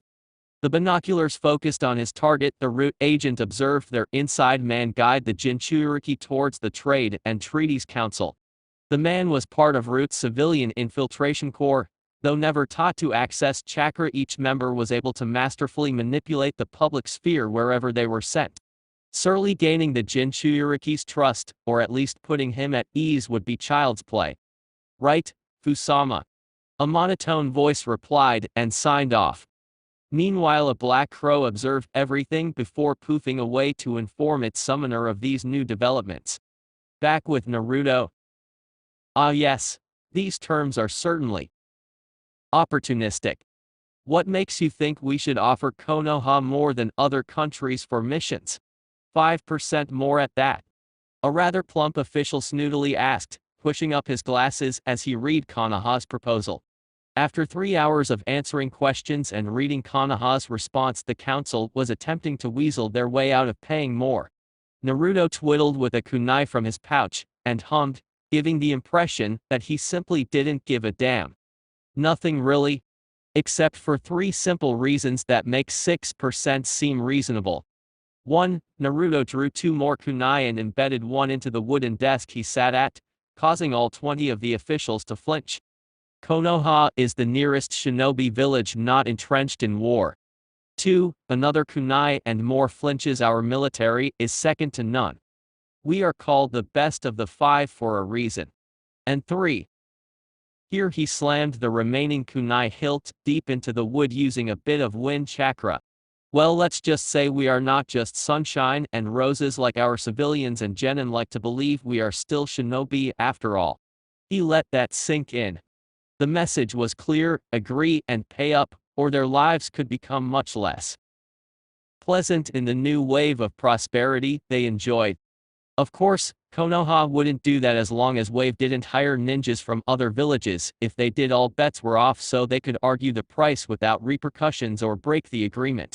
Konoha didn't really need Wave, but having another mass client would be invaluable in the long run economic-wise.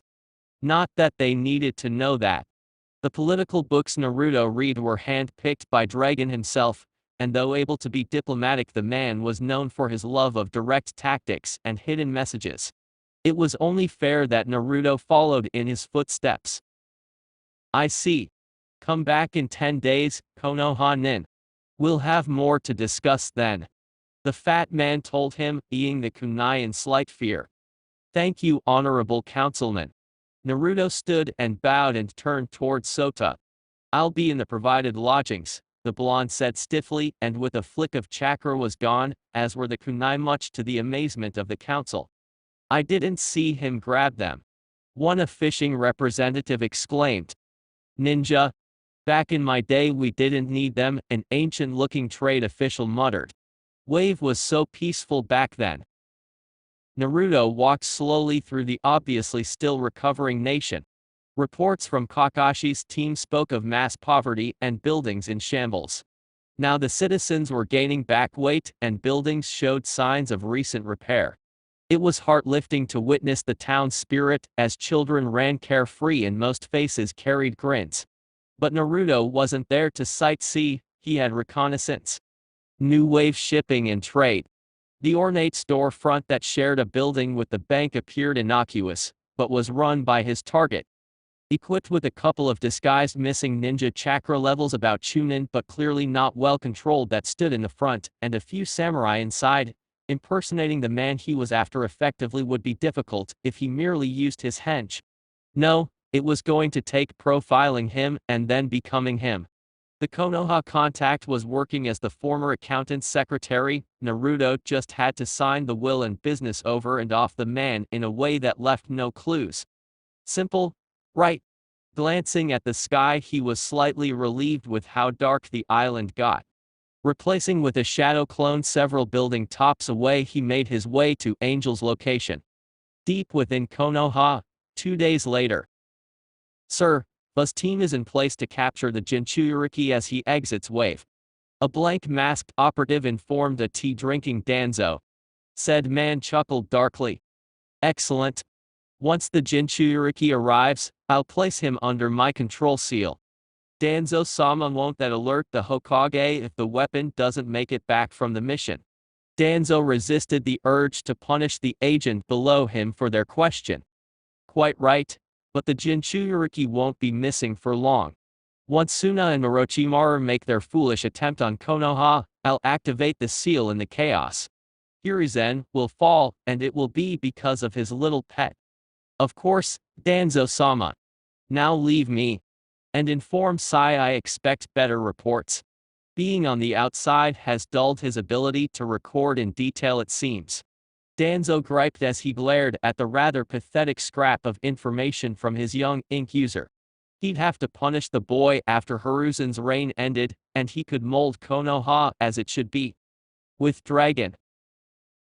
So Danzo-tem thinks kidnapping my subordinate will be that easy, eh? Dragon chuckled and gave his crow a pat. I think he'll be quite surprised when Mouse brings them back in scrolls. Still, I suppose sending an agent on vacation to Wave wouldn't hurt. But who? He mused aloud, looking at the profiles of available ANBU. Dragon-sama, Wolf and Fox have caused a riot in the hospital involving the Akimishi clan head. An ANBU reported from the hallway. Dragon face-palmed, but headed over to see what his two Bacchus did now.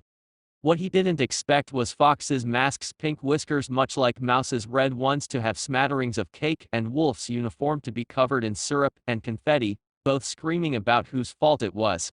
Mind telling me why you two resemble a birthday party?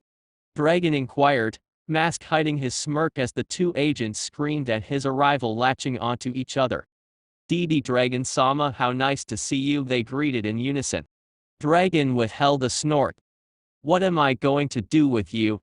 He asked instead. Chapter 18. Night, with Naruto.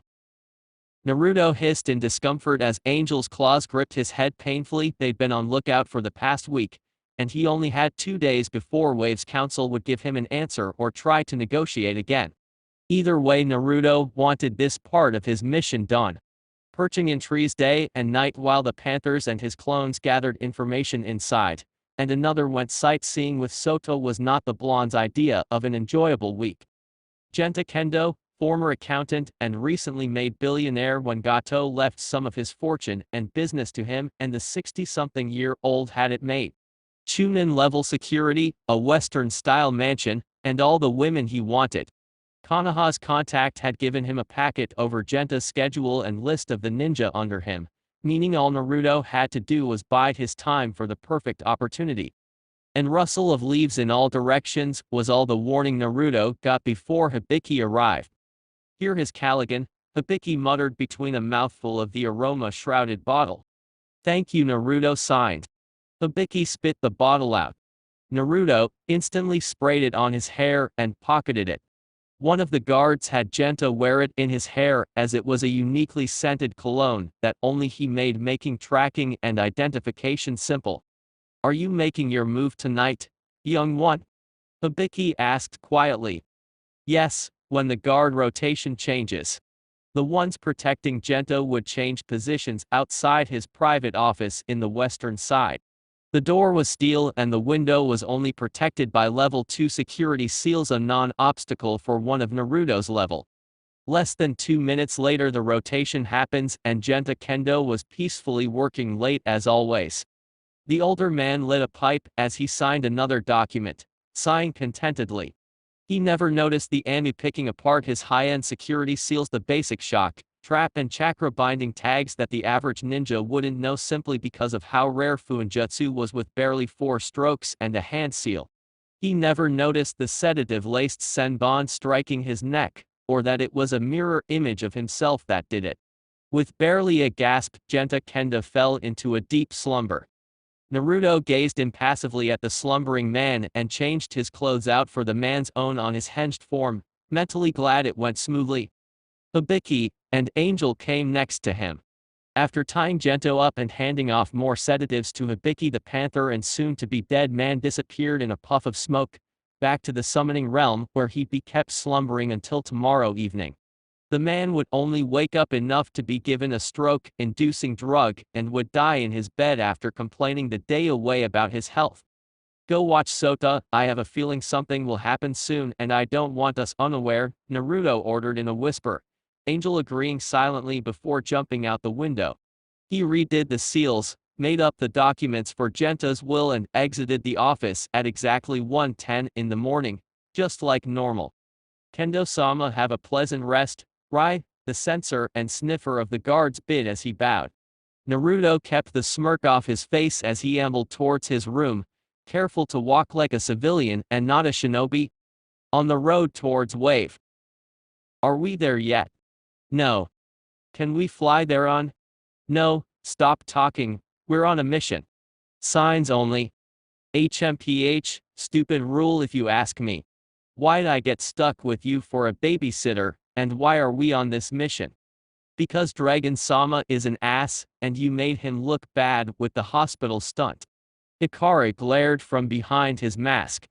The dysfunctional duo had been assigned the mouse retrieval mission, as Dragon so lovingly called it, to find their comrade and get him back to Konoha safely, all without the chaos that ensued wherever they went.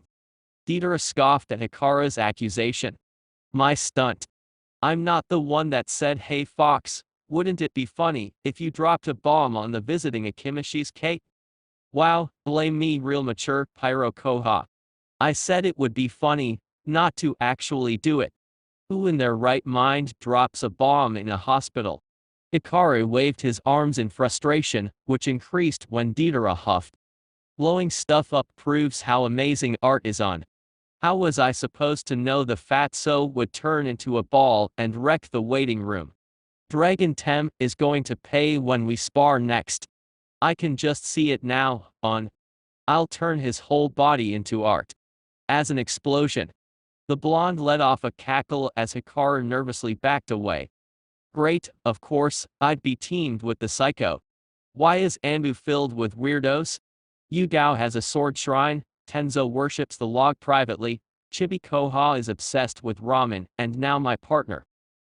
I'm the only normal one on our squad. Hikari mutters. Unfortunately Deidara hears him. Normal, on? Hell no. You have a cockroach collection under your bed. They keep the floor clean after I cook. Hikari defended. So you feed them scraps. Tell me, how is that sane? And you even set up a habitat for them on. One waved at me in the shower. I've never screamed so loud in my life on. Ah yes, 539 is very sociable. She helped prove you are female, Hikari boasted. Deidara grew a tick mark. I'm a male. We've established this. You barged into the bathroom when I screamed. And you covered your chest up with the shower curtain, only ladies do that. So, you're obviously a chick. I have the same anatomy as any other male. We compared sizes last night, Deidara pointed out, which Hikari dismissed with a flippant hand. Obviously a hench. Face it, embrace your gender. We in Konoha are very gender equal in ninja duties. No need to hide. You're an ass, you know that right, on? Deidara deadpanned. Meanwhile, a certain crow poofed away to inform its master of the two buffoons' progress while rolling its eyes at their utter unprofessionalism. Summoning Realm following night. Genta Kendo blinked groggily as the world came back. He didn't remember falling asleep, and the dim room he was in was definitely not his office. Good, you're awake. I was getting bored. A disembodied voice rang from above. He lifted his head, the only part not paralyzed, and widened his eyes at the sight. A young blonde ANBU, the one Konoha had sent as their political bulldog, he realized, waved at him lazily while holding a needle in the other hand. Why did Konoha send one of its dogs after me? This won't look good on you. When my men find out, they'll associate it with a tragic accident, but we'll move on after it comes out that you left all your assets to secretary and secrete lover in your will, as you couldn't acknowledge his affections in public. Life will go on and nobody will miss you. Wait. I'll do anything. How much do you want? Millions? How about your own island away from hunter ninjas? Or all the women you could want? I'm not even a teenager yet, Naruto says after a pregnant pause. Goodbye, he finishes and throws the senbon with precision accuracy. It strikes the inside of Genta's ear, sending him into a seizure. With a heavy sigh, Naruto has them reversed summoned back to the mansion, and before a minute is up, the ANBU is out the window. A dead ex-accountant gazes unseeing at the ornate ceiling in his luxurious bed. When Rai checks on his employer 30 minutes later, no evidence would be left to link anything but the Shinigami to the crime. And thus ended the life of Genta Kendo, all because he lived in a shinobi world that saw him worth more dead than alive. Hey, you okay? Angel snuggled against Naruto's side in their hotel room, him still in full gear, but his emotions radiated out like a heater. Yeah. I don't know, he admitted. Ever since I faced my darkness, I've become colder. I played with him, Angel. I should have just let him awaken and strike before he realized what was happening. It's terrifying, how I almost enjoyed it. Angel purred. Silly, we kill for the village, like Dragon says. Where I'm from, the strong take pleasure in murdering or selling the weak. If you're the runt, or your parents die, the Hellcat clan sells you on the human black market. It's how I ended up in that store where you found me. She turned away. Angel, I didn't know, I'm so sorry. Don't apologize. She exclaimed.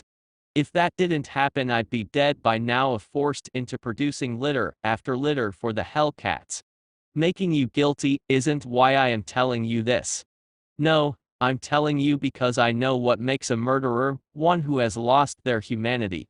You haven't believing otherwise is a waste of time. Just forget about the man, he deserved his fate anyway for his crimes. That kitten is right, your merging just made you balanced. In this world of you wretched humans, death is inevitable. Ah, you know you love me, Kurama. You don't really hate us wretched humans, do you? Silence greeted the blonde's tease. Let's sleep, tomorrow we can go home, Angel mumbled. If that stupid council makes up their mind, mused Naruto. They will, or I'll scratch them where the sun don't shine. You've been spending too much time with Anko again, haven't you? Next afternoon, leaving Wave. Angel and Naruto gave the bridge one last look, turning towards the road back to Konoha. So I guess Soto was just creepy?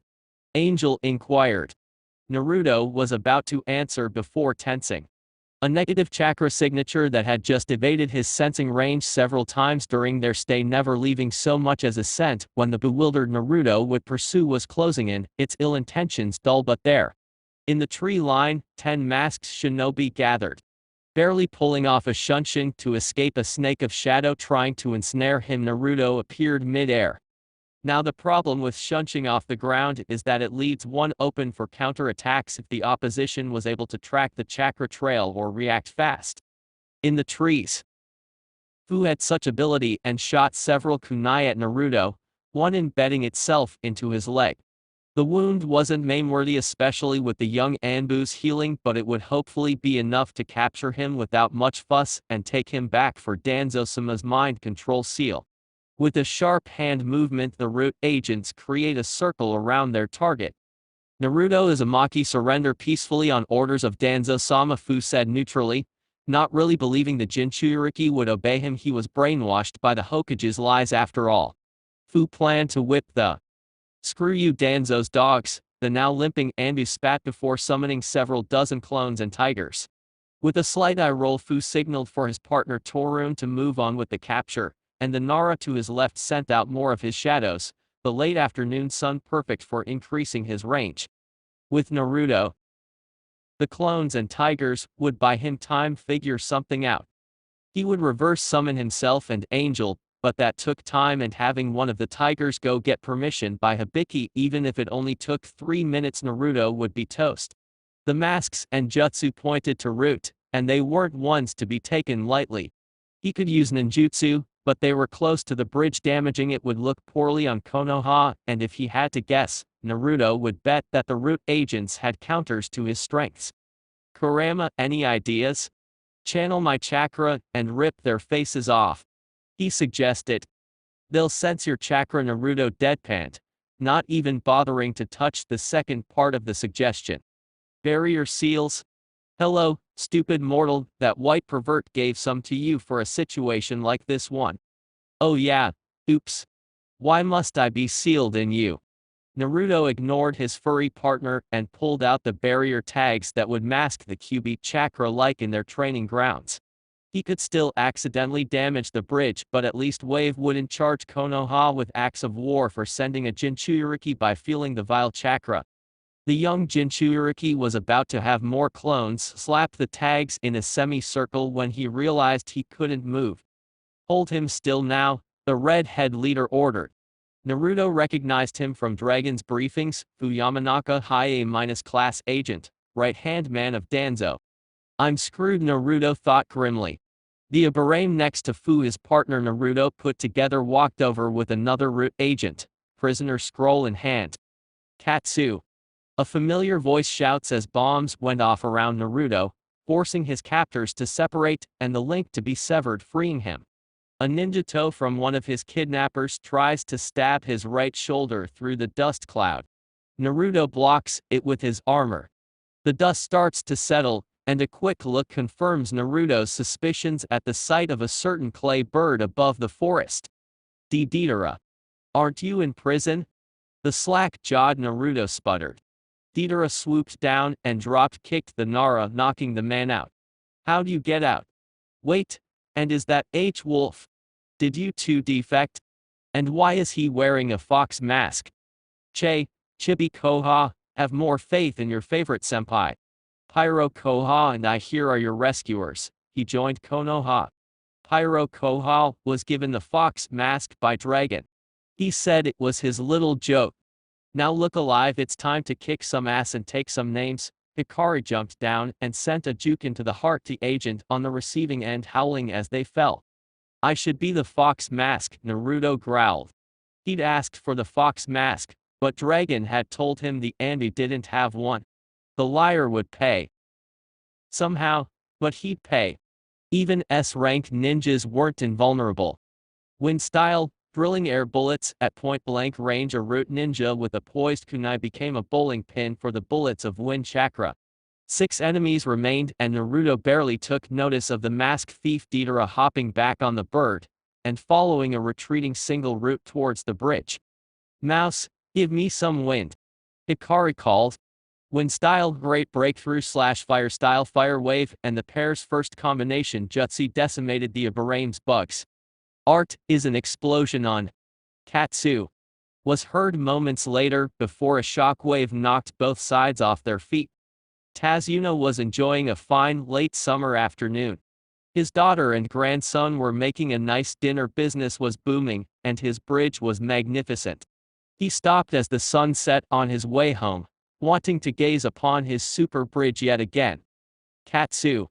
Only to stare slack-jawed as his pride and joy went kablooey. My super bridge. Chapter 19. And then the explosion showed the entire land of waves my art on. Deidara recounted his masterpiece for the 5th time to a dozing Hikari and mentally chanting Naruto. Must not kill Deidara. Must not kill Deidara. I actually like the Gaki. Much too loud like your old self, but enjoys destruction. Of course you'd say that. The ride on Deidara's bird had long since lost its magic when it became apparent the older blonde had no filter. Mouse, hey mouse. Pay attention. My art demands an audience and Roach Tem is too dense to enjoy art. Snort. I enjoy art just fine. But I would rather spend the last hours of my life before Dragon Same skewers us for your mistake sleeping. Not listening to your insane rehashings. Hikari shot back. Both got in each other's faces and Naruto face-palmed. Do I even want to know why you call him Roach Tem? He has a colony of roaches living under his bed on. The bastard even named them. Deidara pointed an accusing finger at Hikari who pointed a finger back at him. Shut it, Pyro Koha. You're living in my apartment for free. My house, my rules. Actually the landlord owns the place and she'll be ticked that you let the roaches back in, senpai. Naruto commented dryly while petting Angel. The cat purred on his lap enjoying the attention. Only if you tell her, my sweet little Koha. You wouldn't sell out your favorite senpai, would you? Of course I would. Naruto replied bluntly. Deidara cackled as Hikari deflated. My own Koha would sell me out to the devil. Camaraderie my ass. He paused for effect. Though if I was kicked out of my apartment, I'd have to bunk with you, my sweet little Koha. And as Deidara here is attached to me for his probation, you'd have 2 new roommates. Your secret is safe with me, senpai. So Deidara. Naruto turns towards the teenager he helped capture. Why did you join Konoha? No expectations on. I'm considered a prodigy in Iwa and you two know how that is both in ANBU so young. Hikari and Naruto looked at each other then back to the older blonde. Nope. Not a clue. Naruto shrugged. I graduated just a few months ago and went straight into ANBU. The village actually doesn't really know I graduated and the lower level ninja believe I'm a paper pusher of a ninja. And I'm a Hyuga. Barely. Naruto coughed jokingly. Hikari huffed, but continued. And Hyuga don't use ninjutsu, only chakra-enhanced taijutsu. I'm an expert at both and my medical ninjutsu is becoming noteworthy among the ANBU ranks. Even though I graduated early, I'm considered a failure by the clan for breaking tradition. Deidara whipped off his mask and stared at the duo in shock. What kind of village is Konoha on? Plus all I hear about is the Uchiha Prodigy, Hokage genius, and that cousin of yours. The village pays attention to very few prodigies, but that's how Konoha stays on top. A fair amount of shinobi graduate early and enter ANBU relatively young, but we only promote a few at the Chunin exams. The rest of us just quietly advance in field promotions and serve our village. It works out for everyone as this way Konoha is stronger than it appears and the attention hogs get their glory amongst the nobles. I know I'd hate all the attention, right Chibi Koha? Sure senpai. But he's right. I'm a clan-less orphan so I'm not a good choice to bring in revenue. Hikari may work but his status as a main branch Hyuga that uses other forms of the ninja arts would shame his family. Naruto left out his status as Konoha's Jinchuriki and his heritage. Deidara wasn't privileged to that information yet. That makes sense I guess. But hey, if Roach Tem specializes in ninjutsu, taijutsu, and medical jutsu, what are you good for? Fuinjutsu? My little Koha could whip anyone in ANBU except Dragon Sama of course at Fuinjutsu and his traps are in the top 6. 5. I took 5th last month. Senpai remember. You used it as an excuse to celebrate at a bar. TSK details. Anyway, he's also almost passable at ninjutsu and genjutsu. That shunshin was terrifying You managed 6 in a row without hand seals. You must have spent a long time mastering it, Naruto shook his head. Actually, it isn't mastered yet. Dragon Sama told me about the legendary Shizui Uchiha who was so amazing he could make after images using a combination of speed and genjutsu, which I'm not ready for. He says until I can use the shunshin faster than him I would be no match for the legend of Shizui. I remember learning about him on. It spoke of how deadly he was with just his Sharingan and basic jutsu. I admired how he always used simple jutsu to make a lot of destruction on. After that, the two blondes launched into an avid discussion over how amazing the dead legend was compared to other famous shinobi. Meanwhile, Hikaru and Angel just rolled their eyes. Think they'll finish before we give our report? Hikaru asked the Hellcat who had moved to his lap. No, Naruto is obsessed with this Shizui guy ever since Dragon told us about all his unclassified missions, including ones Dragon went on with him. Wait, your name is Naruto, on? Deidara interjected after catching Angel's reply. Naruto nodded a bit proudly, always impressed with his name's meaning of maelstrom. Deidara started laughing. Oh, this is rich. Your name is Fishcake. Wait, and you use seals. I got it. Fuinjutsu Fishcake. That's your nickname now. Naruto face faulted at the reaction, and Hikaru howled. YUKK no, it actually suits you, the Hyuga managed between chuckles. Yeah, Naruto Akira would love to hear about this. Angel agreed. Naruto was in too much shock to retort. Inside the seal, Kurama was collapsed on the ground. Fuinjutsu Fishcake. Ha. I'll have to remember that one. Konoha, later. So you killed the root agents, but not before burning a sizable chunk of the forest and letting Deidara blow up their bridge for one grunt. Am I hearing this right? Sarutobi asked in disbelief. The ANBU stood ramrod straight as he recounted their report. When all three sheepishly nodded, the aged ruler dropped his head in his hands. Fine, just tell me they don't suspect Konoha. I already had some henged clones pass on a rumor about bandits using explosives on the bridge. We should be receiving a missions request within a few days, Hokage-sama. Naruto spoke up. Sarutobi sighed a bit in relief. Very well.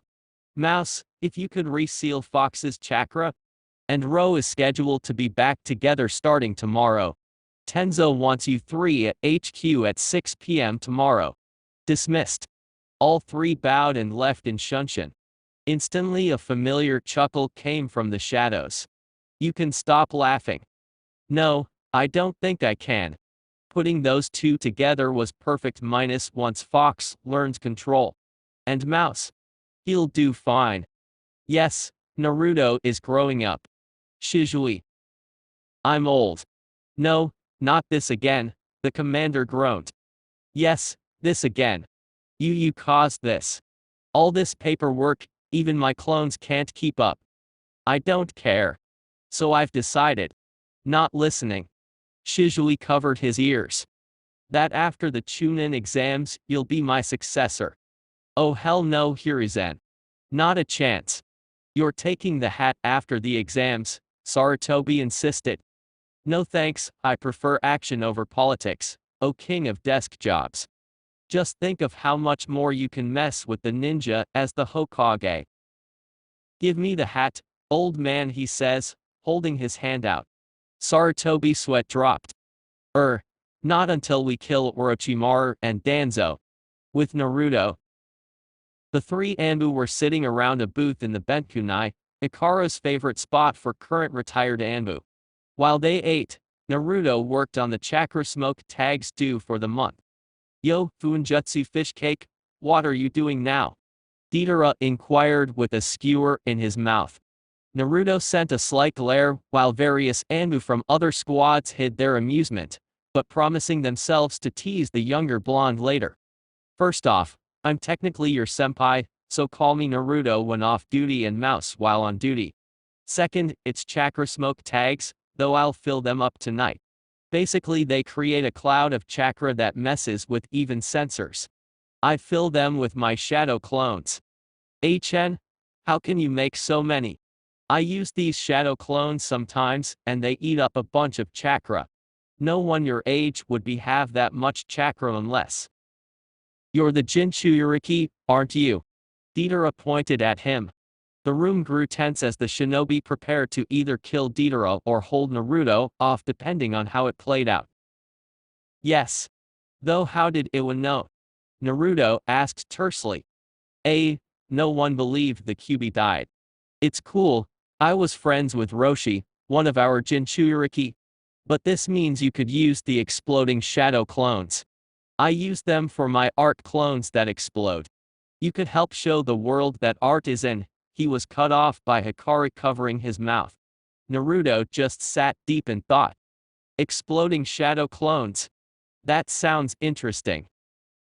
Your mother used that jutsu many times on the battlefield. Kurama said. I remember how she did it. Oh, please show me. Please, please. Naruto begged. Kurama eye-rolled at the mental puppy dog eyes. Sure. Wait. Really? No. Hikari and Deidara could only watch in mild concern when their masked friend started cursing about stingy foxes taking away his fun. Next morning. Mouse, what are you doing here this early? Ferret grumbled at the sight of the blonde ANBU in the 5M light. Sorry, Ferret-senpai, but my neighbor guy would no doubt make me join him in his youthful workout, and Yakumo-chan mentioned, once she wanted to paint the mountain view in the morning light. Perhaps I could escort her until noon? Naruto asked with a slight beg. Ferret perked up at the question. If Naruto wanted to take the brat for a few hours, he could go back to sleep. With a hidden grin he nodded. I'll allow it. Just keep her safe, mouse. Johnny, the honey-colored ANBU disappeared back towards his room. Naruto turned to Yakumo's room in time to see the glaring girl peeping out. You didn't come, she accused. Naruto chuckled nervously. Sorry. I got an emergency mission. See, but I sent a note. Yes, what a rude summons that was. You're taking me to go paint, though? Yep, so grab your paints. I even have some ramen for lunch, and Naruto couldn't finish before being dragged by Yakumo, her paint bag already slung over her shoulder.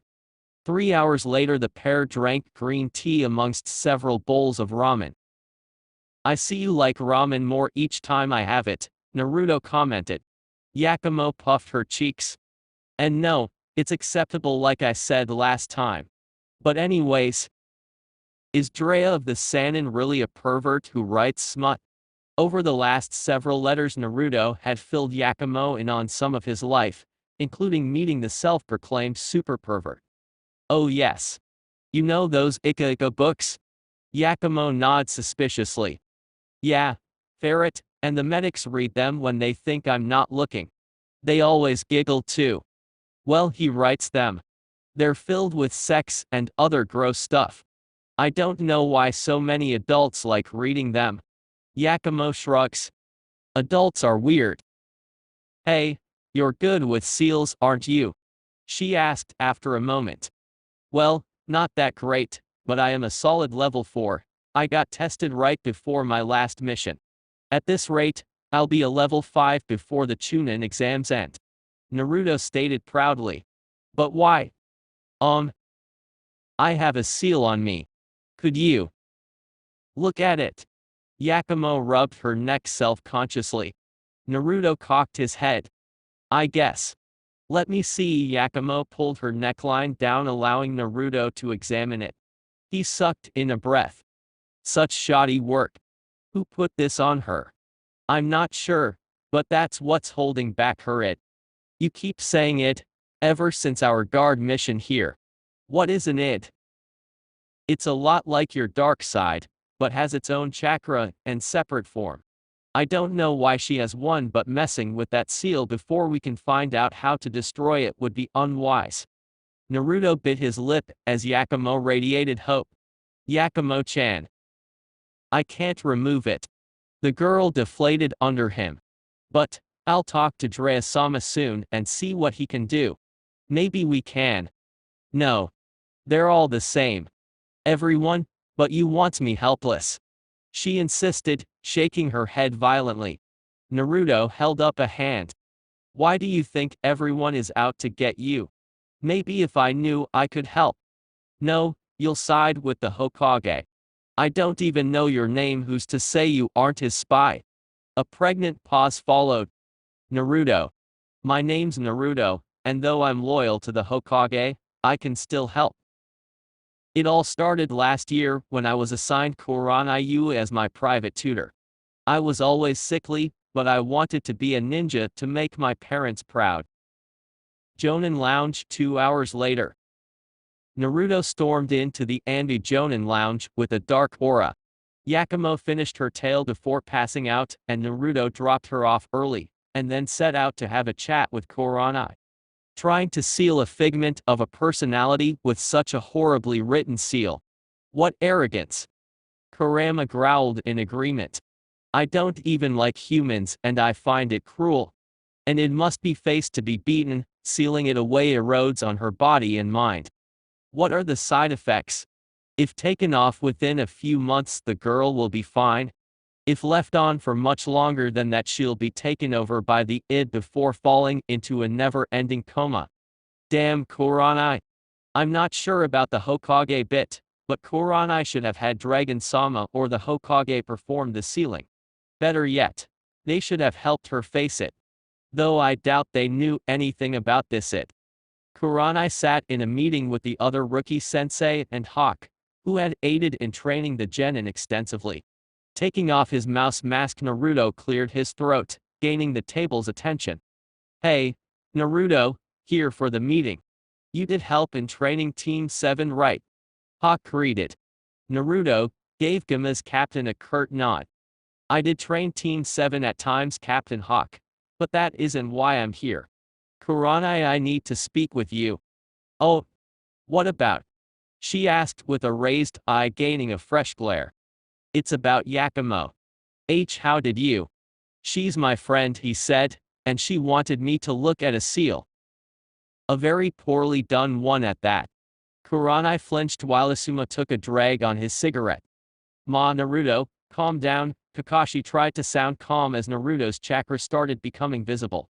No, senpai, her solution to Yakumo's problem is hurting her. At this, Kuranai gasped. Hurting her? No, I sealed away her abilities to save her. Well, it isn't working. Calm down. An almost intelligent human said you catch more bees with honey. Keep acting up, and they'll stop you from seeing the girl altogether. Naruto gave some mental thanks before taking a deep breath. Sigh, I have to meet up with my team in a few hours. I'll schedule a meeting with the Hokage soon, where maybe I can figure out how to help Yakumo. Until then, I apologize for my disrespect. The blonde ANBU bowed stiffly and used a shunshin out, not wanting his anger to overtake him. He'd been so ready to yell at Kuranayu, but his rational side took over. If Naruto wanted to save Yakumo, he'd have to proceed cautiously, as her files were apparently on the same level of secrecy as his own. Deciding killing some trees with jutsu would calm him, Naruto set off towards the training grounds. The Jonin watched their young comrade leave with sympathy. Kuranai's decisions regarding her first student had garnered more than a few disapproving looks in the Jonin circles, and if Naruto was right. I didn't know, the Genjutsu mistress whispered before getting up. Excuse me, I have to go. Asuma followed as she fled, leaving an awkward duo of Kakashi and Hawk behind. So, Kuro, how's the girlfriend? Kakashi tried when the silence stretched on. Hawk looked impassively from his mask and captain cloak. We broke up, senpai. I am in uniform, so please use my code name. Not a chance, Kuro. After all, I am the one who trained you in beginning traps. Kakashi, I smiled. TSK, and I've surpassed you, lazy bastard. HMPH, at least I didn't break up with my girlfriend. Kakashi chided. Well, at least I've had a girlfriend to break up with. Details. Kakashi waved his old ANBU friend away, and began reading his book again. Naruto's apartment. Deidara's screams filled the apartment complex, and Hikaru's soon followed. Both were pinned to the walls with kunai and seals. Angel hissed at them, not amused at being woken up from a nap. What are you doing here? She ordered. Naruto isn't home, so nobody should come in. Angel, nice to see ya. We just need to borrow some money from Chibi Koha. Think you could let us down? Hikaru begged. Let me guess you spent all your rent money on a bar again. Naruto's annoyed voice echoed from the doorway. Hey, Chibi Koha, you know us so well. So, how about it? Help a senpai out. Yeah, on. Fuinjutsu fish cake show that konoha camaraderie. Please, Chibi Koha. Wait, why is a smaller Chibi here? Standing next to Naruto was a cowering child, looking very out of place. The blonde's eye twitched as he unhooked his armor and sealed it. This is Momo, and she's my guest, and yes, I'll add it to your never-ending tab. Here Naruto kneeled down and looked at Momo kindly. Momo-chan, why don't you go sit down at the table? I'll bring you some tea, and help you with your seals. Will Drea-sama be here soon? I finished the first book last week and want to show him. Momo asked shyly. Naruto ruffled her hair. I sent a clone to his spot. I'm sure he'll be here soon.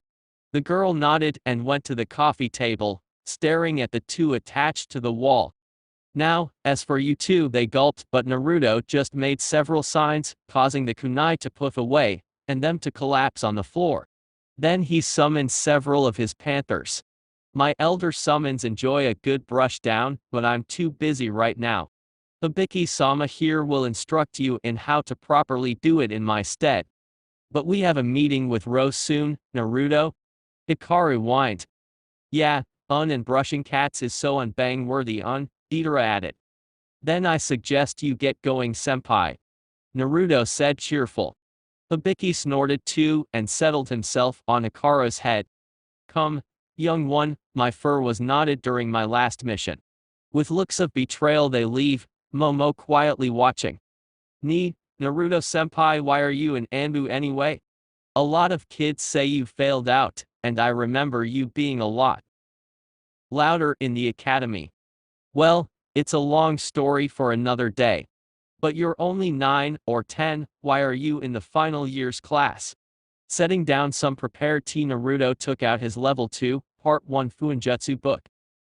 I'm a civilian, no ninjas, and my father died last year on a business trip. My mother works hard, but the sooner I graduate the sooner I can start earning some income. That's fair. But why do you really want Drea-sama here? And why were you wandering the training grounds? You're lucky I found you and not some other ninja. Most would report you as anyone below Genin aren't allowed on them. You could have jeopardized your advancement. Naruto didn't mention the fact he had often traversed the normal training grounds at a young age without repercussions, as a Jinchuriki normal rules didn't apply to him that often. I want Drea-ta take me as his apprentice. She rushed out her words. I said, I want Drea-sama to take me on as his apprentice.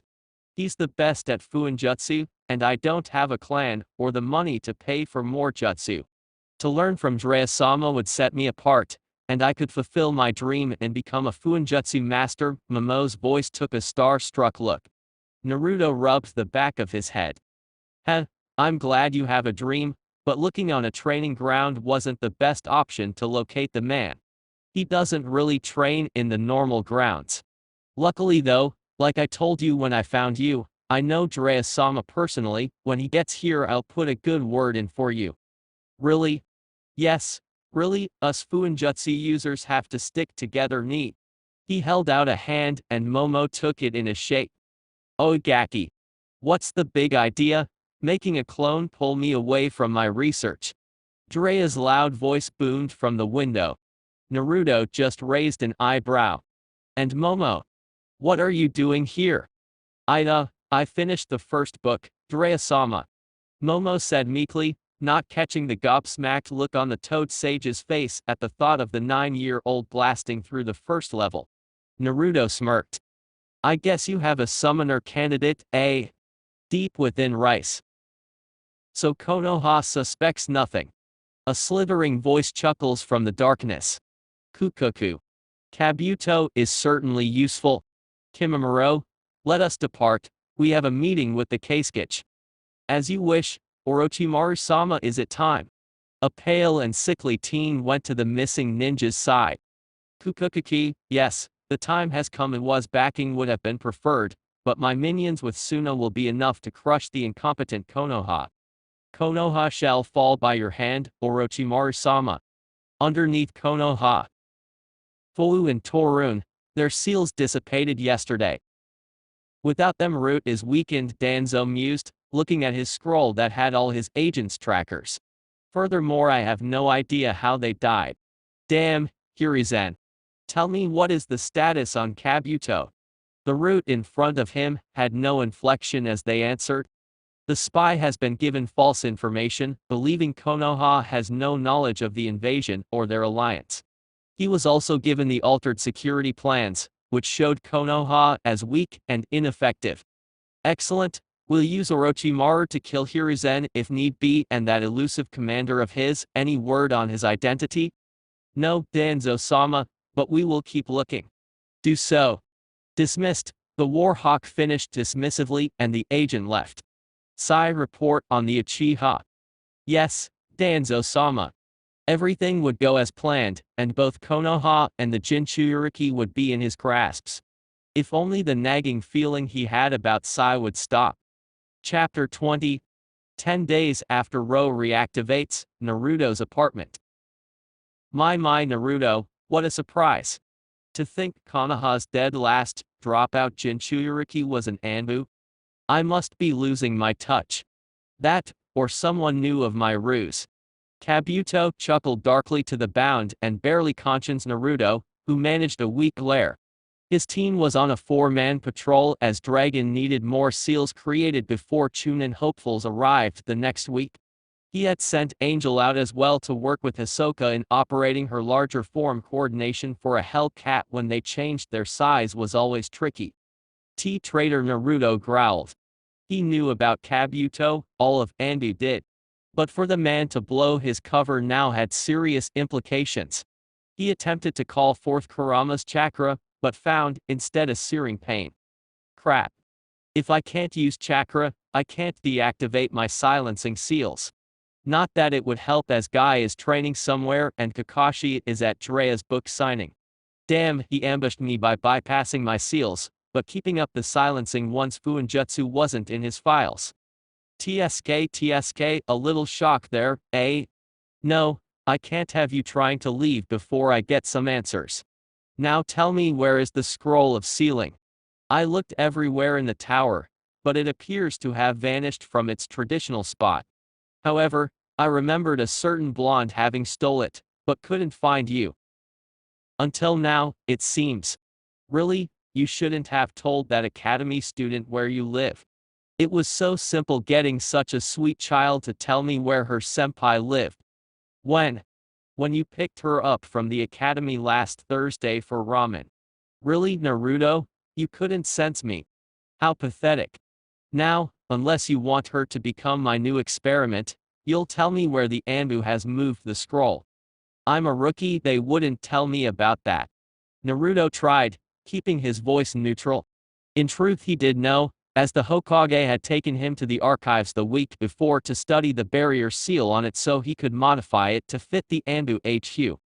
TSK, I don't like liars, Naruto. You know who I am based on how quickly you had called on clones when I ambushed you, and I don't doubt Konoha is fully aware of Orochimaru-sama's plans.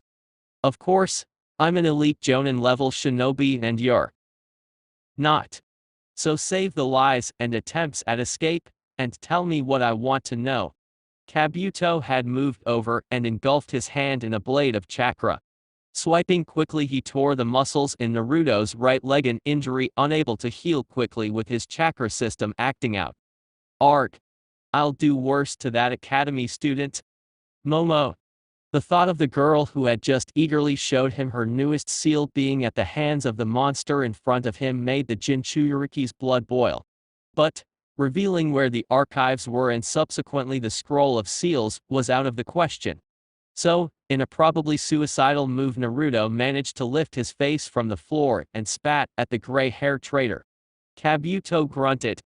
Bold move coming from someone experiencing my strongest chakra inhibitor poison mixed with venom.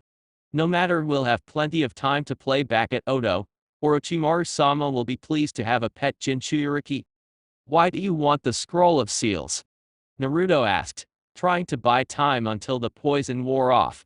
Already his feet Tenketsu could be used without pain, if he timed a kick just right.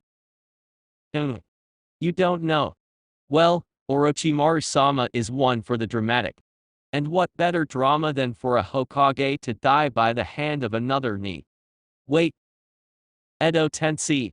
He had heard about the jutsu from the scroll, a truly frightening jutsu in the wrong hands.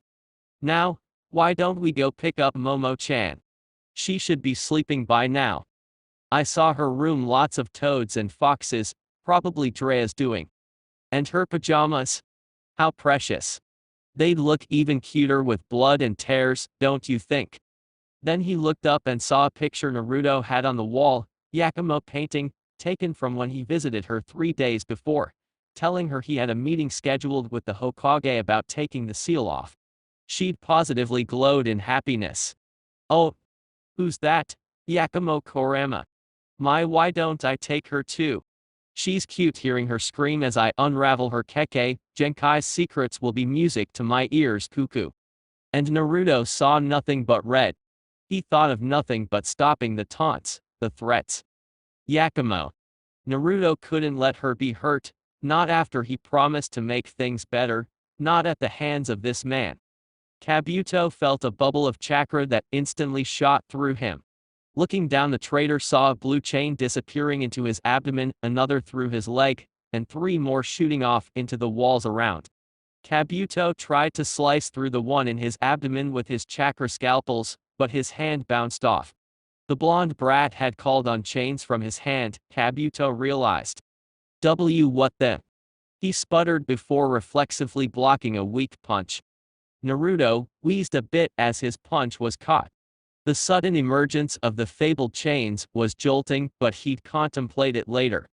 Kabuto engulfed Naruto's hand in green, causing it to break. Hissing in pain, he rolled back against the wall, forcing chakra through the hand to deactivate all his seals. Kunai shot out of the wall, but all were deflected by the still impaled Kabuto, and one stray one was attached to a chain. Damn, not enough control to use Fuinjutsu or clones, forget other jutsu. As Naruto frantically fished for a solution, Kabuto whipped out a syringe to sedate his capture, throwing it the short distance at the now sitting up blonde, who was attempting to stand with severed muscles. However, it was not to be, as a gloved hand shunshined between Naruto and the needle, catching it. I can never leave you alone for a second, can I, mouse? My raven leaves for 10 minutes to check on Rose Squad, and you got taken down by this pansy. Honestly, we need to spar more. The newly arrived dragon was the picture of cool, not even being surprised at the chain coming out of his subordinate's hand and through the traitor. Kabuto attempted to speak or move, but Dragon cut him off. Mouse, focus more chakra through your non-injured hand. Naruto did, and 3 more appeared, wrapping around the injured Kabuto. Your healing factor is astounding, Kabuto, but you can't heal being impaled if the object is still stuck. And those chains? Here the commander kneeled down and stared, Sharingan spinning, having Kabuto gasp. Not even the QB could break them. Tell me, who knows Konoha has been fooling Odo and Suna? Kabuto wanted to refuse, or better yet lie minus, but his brain just felt like he should tell the unknown Sharingan wielder in front of him everything. It wasn't a normal genjutsu, and before long he had no idea why he felt any hesitance to tell the man in front of him what he knew. Nobody. I was going to tell Orochimaru-sama my suspicions after I arrived with the Jinchuriki. Kabuto spoke in a trance. Good, when is Orochimaru arriving? Naruto watched in fascination as his leader just asked for the information from a master spy, someone that should be unbreakable, especially if just asked. Next week, he will be here to take over a Genin team and then mark Sasuke Uchiha during the second phase, where I would then abduct him. Why did you choose Mouse? He had successfully taken the scroll Mizuki was supposed to give me for Orochimaru-sama, and he would have been valuable to Orochimaru-sama. And finally, what would Orochimaru do if you were killed while attempting to break into the Hokage's office to steal the scroll, only to die by Hiruzen's hand? He would not care, for I am expendable. Thank you, Dragon said. Just then the exterior to Naruto's living room blew up, and Hikari jumped in, Deidara close behind. As the dust settled, the pair looked ready for battle of epic proportions.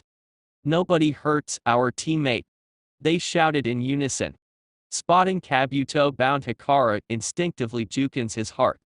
No, normal gentle fist would have blocked points leading to the vital organ, killing them over minutes. Hikari didn't employ the normal way, instead pulsing enough to explode the heart instantly. Ha! Take that, bastard, Deidara cheered. Now let's blow him up for Arton.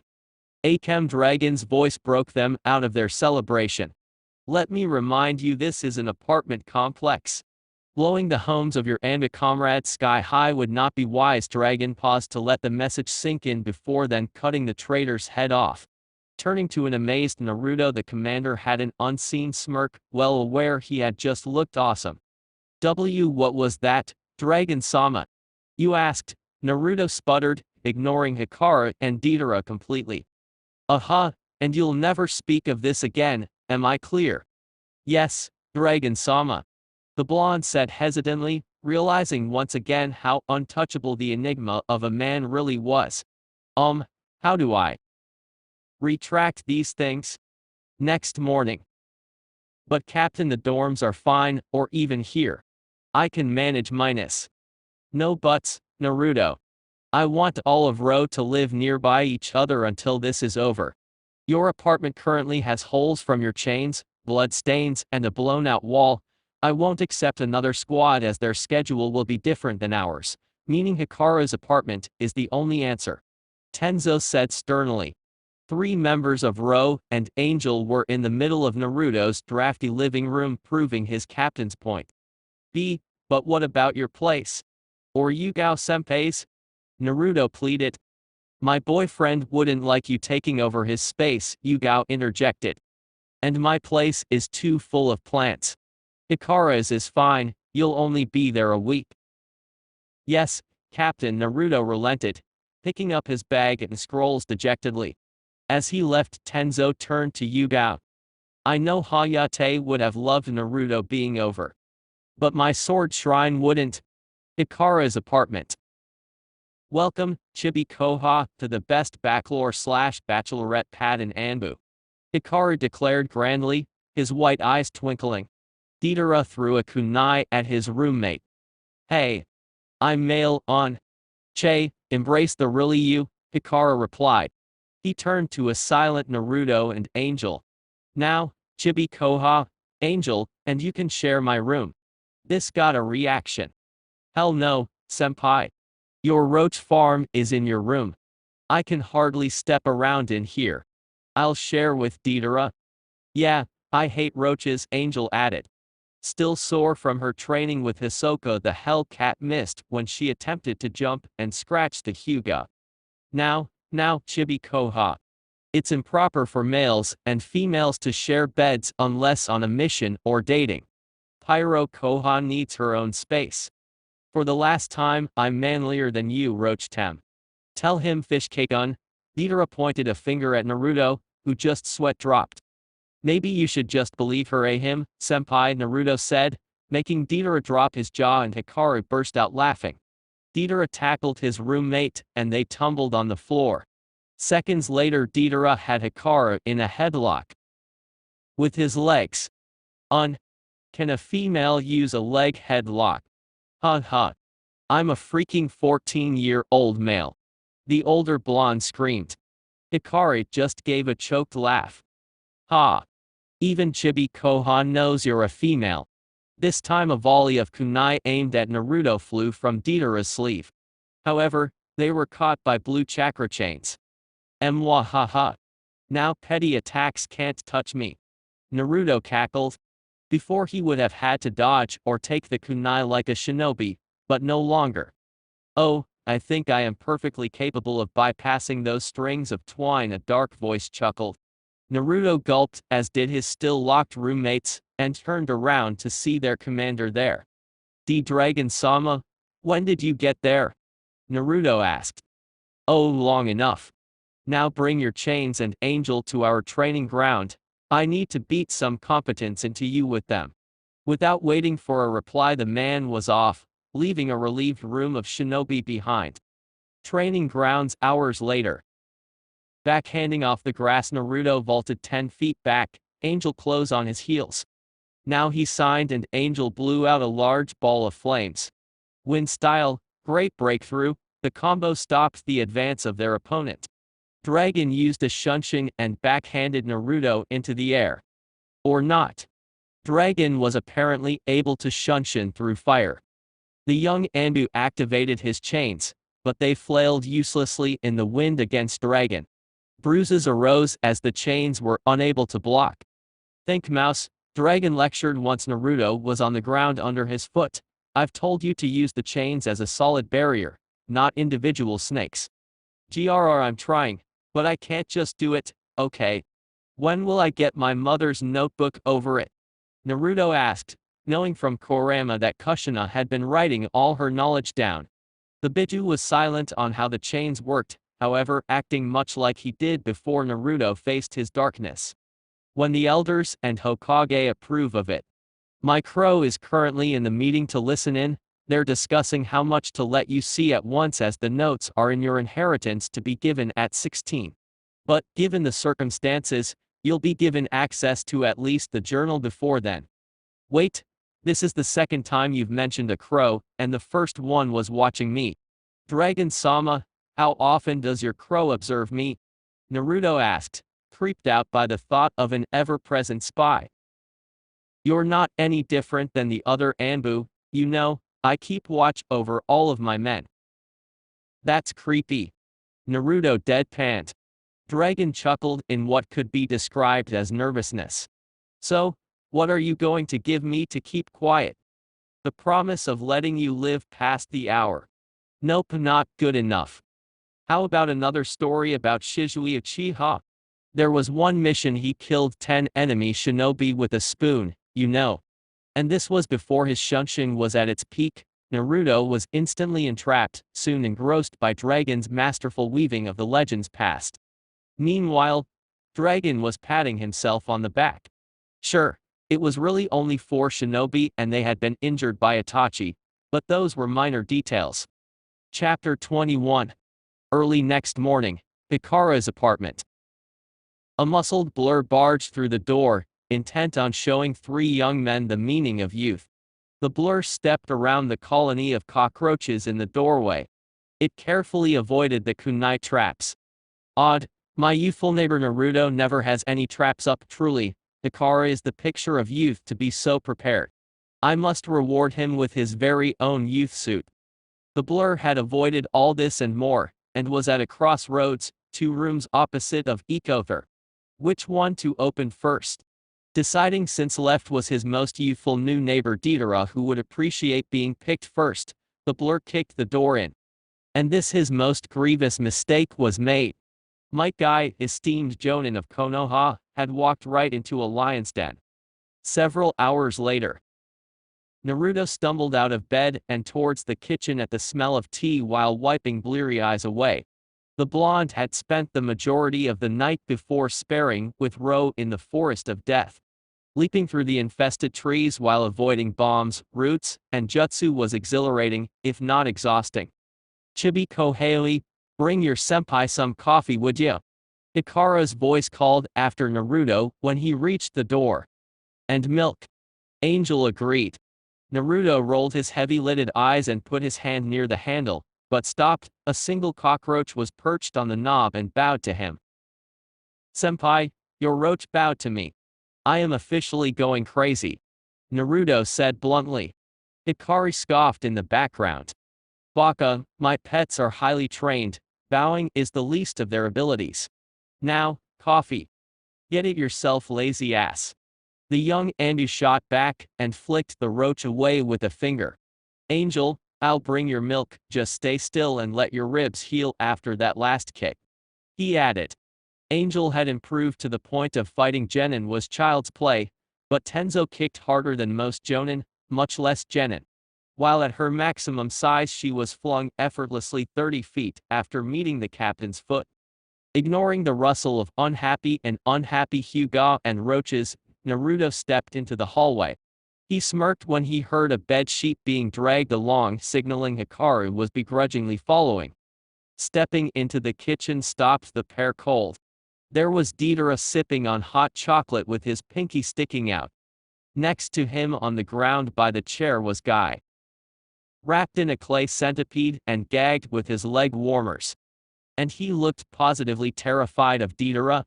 "Ah, fishcake, Ruchtem, come and join me for some morning tea and cocoa," Deidara said when he noticed the pair and gave them an all too innocent smile. But Naruto tried but failed to speak, instead opting to point at the bound Genin. "Oh, him. Well, the fool thought waking me up at 4 am was a good idea." Here kick from Deidara connected with Guy's stomach, and I simply had to show him why that was not on. "Hell hath no fury like a kunoichi scorned," Hikaru finally quipped once his voice returned. The Hyuga found himself bound right along Guy before he could blink. Deidara turned towards the last standing member of the living room and asked in a voice that could have frozen a volcano. "Now, fishcake, care to join them on the ground, or me for some cocoa?" Naruto gulped. "I'd love some hot chocolate." The two sat in compensable silence, while futile struggles came from below. "Just a quick question though, how did you use your clay animals if I resealed your chakra last night?" "Some questions are better left unasked, Naruto," Deidara replied sagely. With a sweat drop and mental promise to speak to Dragon about it later, he nodded and took another sip of his hot chocolate. Later, when Dragon went to the training grounds, Guy was supposed to be working his 3 youngest ANBU to the bone, and he was rather puzzled by the lack of said ANBU and Guy.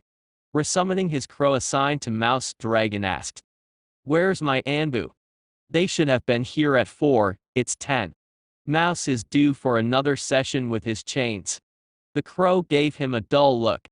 "You should really stop stalking your subordinates, you know. They're all at that idiot Hyuga's apartment. Anything else, or can I go home?" No, you may go. Thank you, Ryo. I'll summon you again later." When the commander arrived to where his subordinates were supposedly, he didn't know whether to chuckle or punish them for skipping out on his extra training. He decided on both. "So my underlings decided to waste the day away so close to the exams, eh?" he said, putting on his Tenzo impersonation. It worked as everyone gulped, even Guy, who was currently being used as Deidara's footstool. "Well, it's nice to see you all have some relaxation." "Really?" Naruto asked hopefully. "Of course not. Now, prepare to entertain me." Orochimaru's lair, Rice. Orochimaru, renowned sannin and researcher, was throwing a tantrum. "Argach!" he roared, while ripping the heads off his cannon fodder experiments. A foolish one-armed man takes a kunai off his dead friend and charges at Orochimaru, who spares him not a glance as his arm points at him.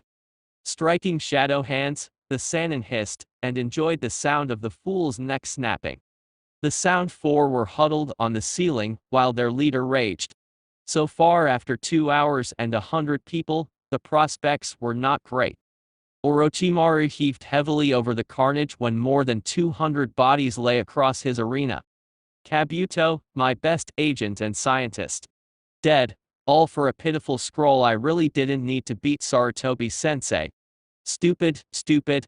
Even his team died in a futile attack on my sensei.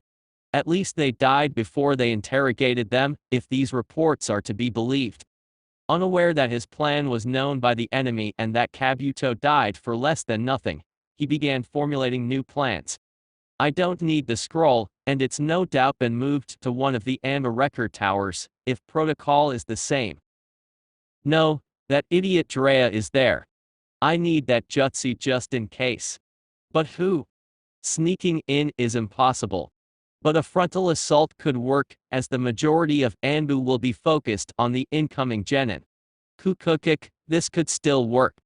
Kimimaro. Take Garen and 3 of the missing ninja teams to Konoha. I want that jutsu." Kimimaro appeared from nowhere and passed his master a towel. It will be done, Orochimaru-sama. Though, where would the konoha trash have put it? Cuckoo. I have an idea as to where my old sensei is keeping my prize. Gather the forces and I'll debrief them soon. Very well, but sneaking in will be a challenge. Oh, I'll give them something else to worry about and keep them off your backs. No go. With a bow, Kimimaro left. Well, you're my guards. Get down here and clean this filth up. He hissed and slithered to his lab. Soon I'll have Sasuke and Konoha will fall. Damn it, Kabuto. I'll have to revive you for the invasion. Oh well, an immortal assistant might not be so bad, Kukoku. And with that, the Snake Sannin began preparing a slightly early trip to his old home. Next afternoon, Hokage Tower. Naruto and Angel paced the hallway anxiously. Even clad in his ANBU uniform and mask, which always gives a sort of confidence, Naruto was nervous. The meeting to decide Yakumo's fate would be soon after another meeting wrapped up, and Naruto had to make this perfect. Yakumo deserved it. Mouse, calm down. You look like a new dad waiting for their wife to give birth. Hawk sign. The captain and his squad were on tower duty for the day, and found Naruto's actions rather amusing. Yeah, Naruto. Yakumo-chan wouldn't want to see you like this, Angel purred from atop his head. Quit it. Your worrying is making me sick, Kurama growled grumpily. The blonde gave mental eye roll at his tenant. Look, I already promised I wouldn't use the chains on you. What more do you want? Go away, Kurama said after a moment. Naruto sighed, wishing his friend would stop sulking over something so silly.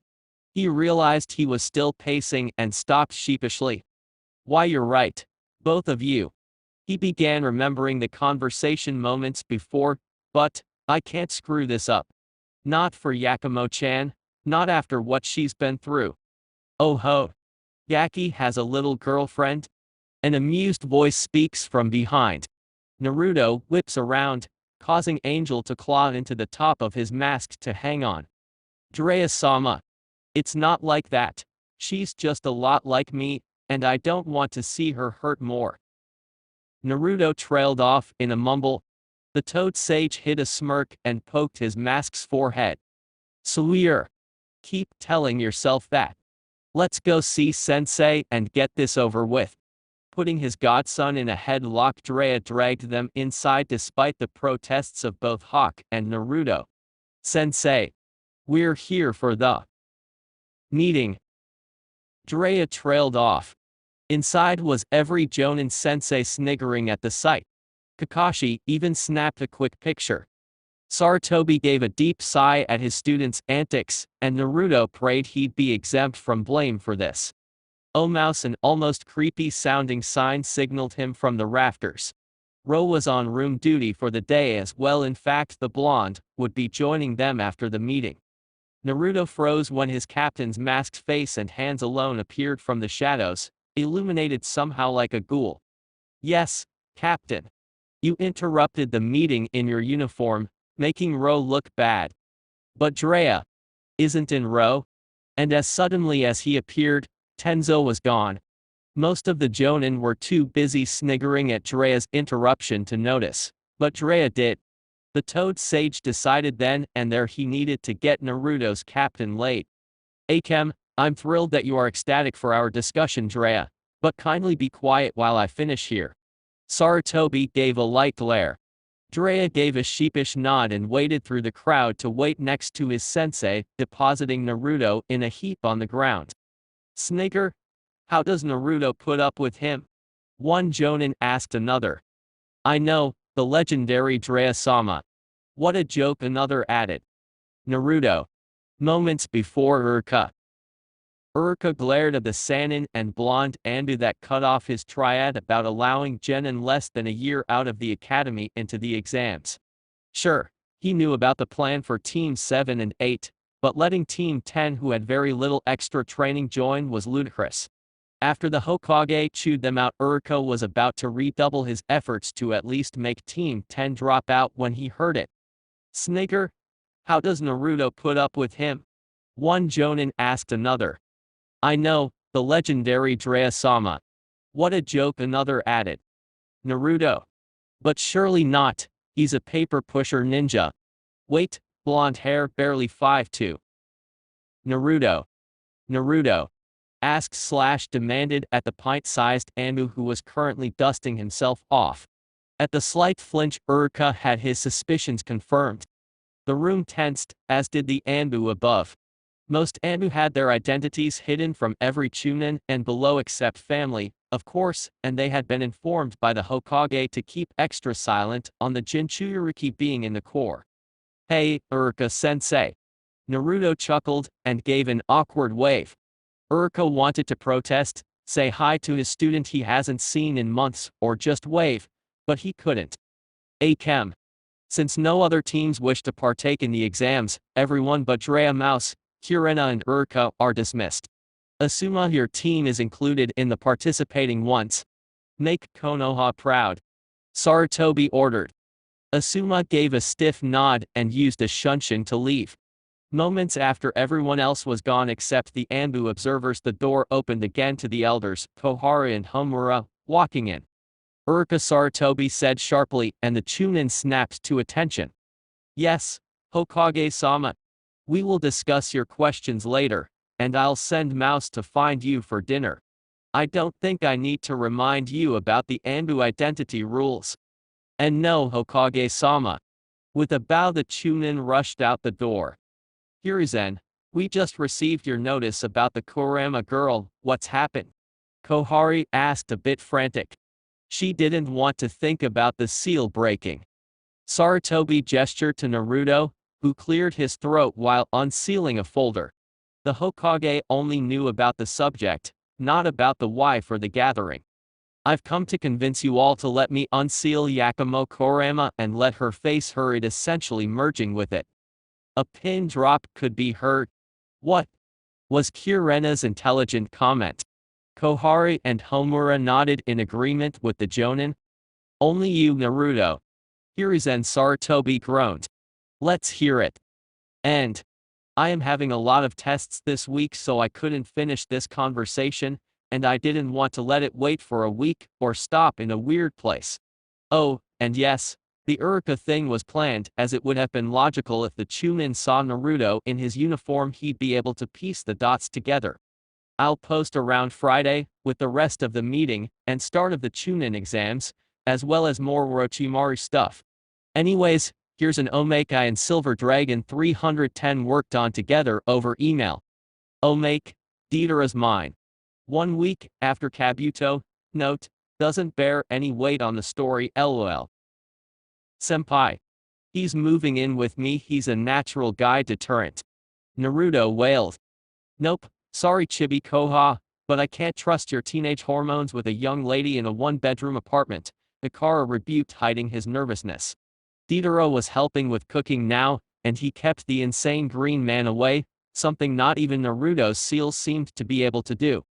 First of all, you're a teenager too. Second, Deidara's male. And third, I'm taking him. Naruto said firmly and grabbed a gaping Deidara's hand and pulling him. Hikari grabbed the other arm. No. He's mine, Hikari argued while yanking. Deidara felt his shoulders pop. No. Mine. I need him to keep Guy away. Naruto screamed. Well, I need him to cook and help with stuff. Hikari screamed back. The two butted heads, releasing Deidara. Fine then. A spar for Deidara. They yelled together and got into stances. Meanwhile, Deidara was wondering what went wrong in his life for his two friends' teammates to fight over him like a schoolyard crush. Chapter 22. Hokage's office, moments later. Naruto rubbed the back of his head nervously when his leader sighed.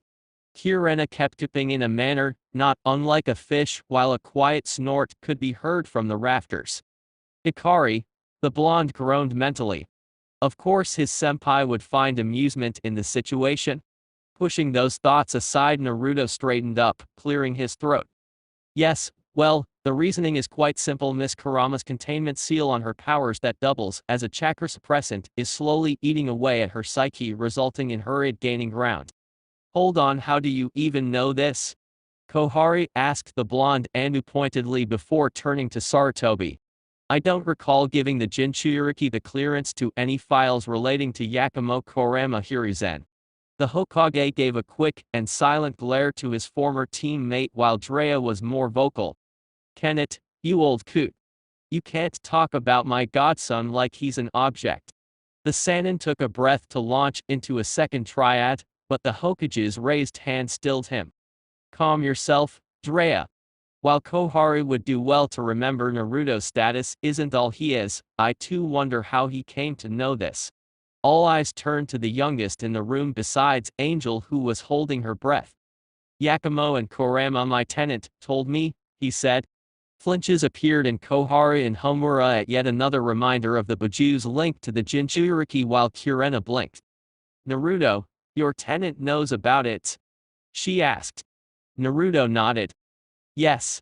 He's the one who informed me of what will happen if we leave the seal on. And? Sarutobi prompted. He wasn't fool enough to believe he made the right choice with Yakumo, but at the time it had seemed to be the only choice. Originally Drea would have performed the ritual of the Kurama girl with Kurena being there for support. But he was unreachable at the time, and the Genjutsu clan had been calling for the High-Recess extermination or containment. Kakashi would have been the next choice, but the one-eyed Jonin had been on a long-term rank mission in Iwa territory stopping a smuggling ring set up by Onoki to channel drugs into Konoha. He hadn't returned until 3 months prior to Naruto's disastrous graduation. Finally, the buck should have stopped with the Hokage, but he justified letting Kurena do the ritual as having an old man do the sealing on a technically civilian girl and heiress would have been less than appropriate had word gotten out. He had meant to check on the poor girl's seal months ago, but like many things it became easier to just believe that since nothing was immediately wrong he could afford to put it off. Naruto cleared his throat at his leader, who looked lost in thought before answering. Within 6 months Miss Kurama's seal containing the id will break and allow that part of her mind to take over for a brief time. After the surge of power and chaotic release of her abilities, she will fall into a never-ending coma, essentially becoming brain-dead. Why don't we just reseal it? Homura cut in.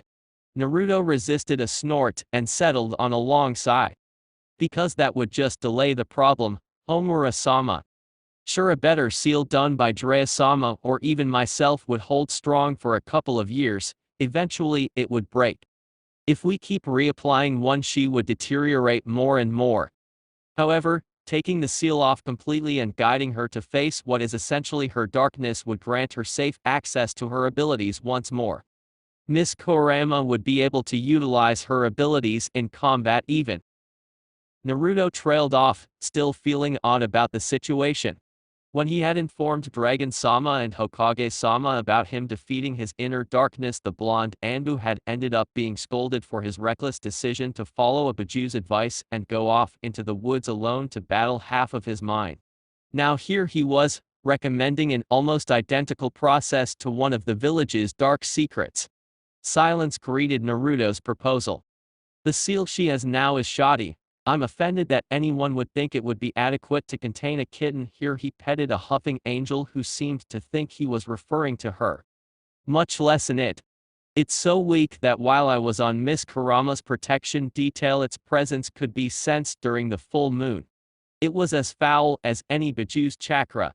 Now, imagine that instead of being stored away in the mountains like an unwanted disease, Miss Kurama could become a Genjutsu Kunoichi specialist.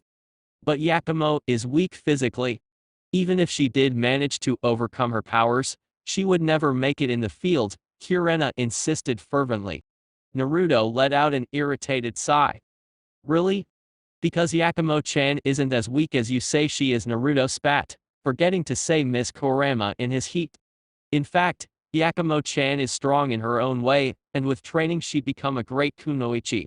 Just because she isn't as physically strong as most shinobi doesn't mean she's worthless. I call her for ANBU.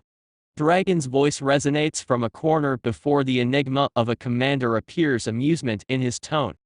ANBU. They have the highest death rates. Do you want her to be killed? Kurena asked incredulously. Naruto jumped at the opening. Oh, like how her seal is killing her. Besides, ANBU isn't a suicide core like the Chunin gossip it to be. Jonin should know better than to spout lies. ANBU die less often Chunin and Genin squads and rarely ever do suicidal missions. We haven't been the worst in shinobi safety since before the Uchiha massacre, Naruto defended. Really? He was sick of everyone thinking ANBU was a shinobi's grave. Their killed in action rates had plummeted in the last 5 years and different squads focused on different areas of the shinobi world. But they're gruesome. Just look at Kakashi. He's screwed in the head from his tenure in the Black Ops. She interjected. No more so than your squad, Kurena Dragon said lightly. A Hyuga who can't bring herself to harm others, and an Inuzuka too brash and loud for any tracking squad, not to mention an Aburame who just can't give a damn half the time. You've had almost 8 months with them, but none of them could make a Chunin sweat, nor are they ready for the position, not with their issues. I keep my men alive if a bit insane in the field by drilling teamwork and playing to their strengths. Your squad can't even catch Tora without a fight breaking out and new scars. To be fair to the lovely Kurena, Tora is a demon cat. The thing can now water walk and wall walk. There's even talk that it can use a genjutsu. Drea said. If I ever find out who taught that blasted cat how to be a ninja, I'll assign them D ranks until the day I retire, Sarutobi muttered, fed up with the extra paperwork it caused now that the cat had a tactical advantage amongst the majority of Genin squads. No one but Dragon and Ro noticed Naruto's slight stiffening and beads of sweat running down his neck. Angel stifled a chuckle. She knew teaching Tora the false surroundings genjutsu would be worth it, and it was whenever screams of Genin echoed through the village as they walked right into a wall or into the wrong restroom. Tora's superpowers aside, don't you agree, Mouse, that Yakumo would make a fabulous ANBU? Dragon sounded casual, but Naruto knew, to keep his involvement with Tora secret he'd have to agree, even if secretly he thought Yakumo would be better at the political type missions, not Black Ops, regardless of what he told Kurena. Ah yes, Dragon-sama. ANBU is perfect for everyone, Naruto agreed blandly. Dragon gave a triumphant gesture to the Hokage. See? Mouse agrees with me. So, when are we ripping the seal off? Enough. Sarutobi rubbed his temples. Of course his ANBU commander and soon-to-be successor was trying to nab yet another potentially S-class operative. He'd deal with that later, but for now he had to decide on another of his mistakes' fate. First, walk me through the process, Drea. You will be the final word on if this can work or not. And Kurena. The young Jonin looked her leader in the eye, unflinching. We'll discuss your sealing practices after I see how badly it went. Though it was ultimately his fault, Sarutobi had to have his shinobi be honest with their skills. If Kurena wasn't advanced enough to seal away Yakumo's powers, she should have said so, not assure him for weeks afterwards that it was a perfectly capable seal, and that he needn't worry. Hi Hokage-sama, the kunoichi replied. Several hours later, late afternoon. Thank you, Mouse. Your squad is released from duty now, so go join them. Just be sure to find Urika. Sarutobi dismissed after another 4 hours of heated discussion took place. As you wish, Hokage-sama. Naruto bowed and used a shunshin to leave his squad following suit. By then it was only Sarutobi, Dragon, and Drea left in the room. Once a moment passed, Drea let out a chuckle. Damn, Gaki is good. He kept Kurena on her toes with his passive-aggressive jabs.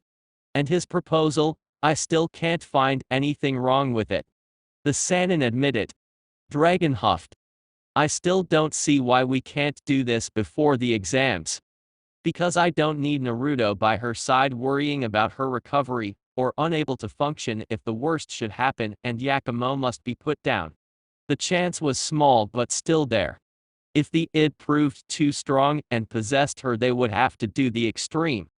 Mouse is strong, and so is the Kurama girl. She's started sneaking out in an attempt to make it to the village for midnight ramen runs, and she almost made it last night. Mouse has created a fellow addict, Dragon chuckled. Please don't remind me. I observed them the other day through my ball. She ate 10 bowls. 10. Dropping his face into his hand, Hiruzen Sarutobi felt a sense of dread at the thought of the two creating little genjutsu-wielding, ramen-loving, Uzumaki chakra chain-wielding monsters. Not to mention the prank the two played on Ferret, he's sworn revenge on Mouse at the next poker game. Dragon added. Just a couple of months left, you can do this, Hiruzen. Then, it's sweet retirement. Sarutobi chanted to himself. Jiraiya balked. Sensei. You're retiring? He asked. Sarutobi nodded. Well then, I guess I need to go get Tsunade, eh? The sage asked. Last time this conversation had come up 7 years ago, he had expressed interest in Tsunade taking the hat. However, when the Hokage shook his head, he frowned. Not her. Then who? Kakashi. No, I'll be the one in charge of scaring the shinobi into obeying, the ANBU commander replied. Jiraiya looked at his sensei. He looked at the brat who even he couldn't figure out the identity of. Giving a keen look and lecherous grin, he asked his soon-to-be boss.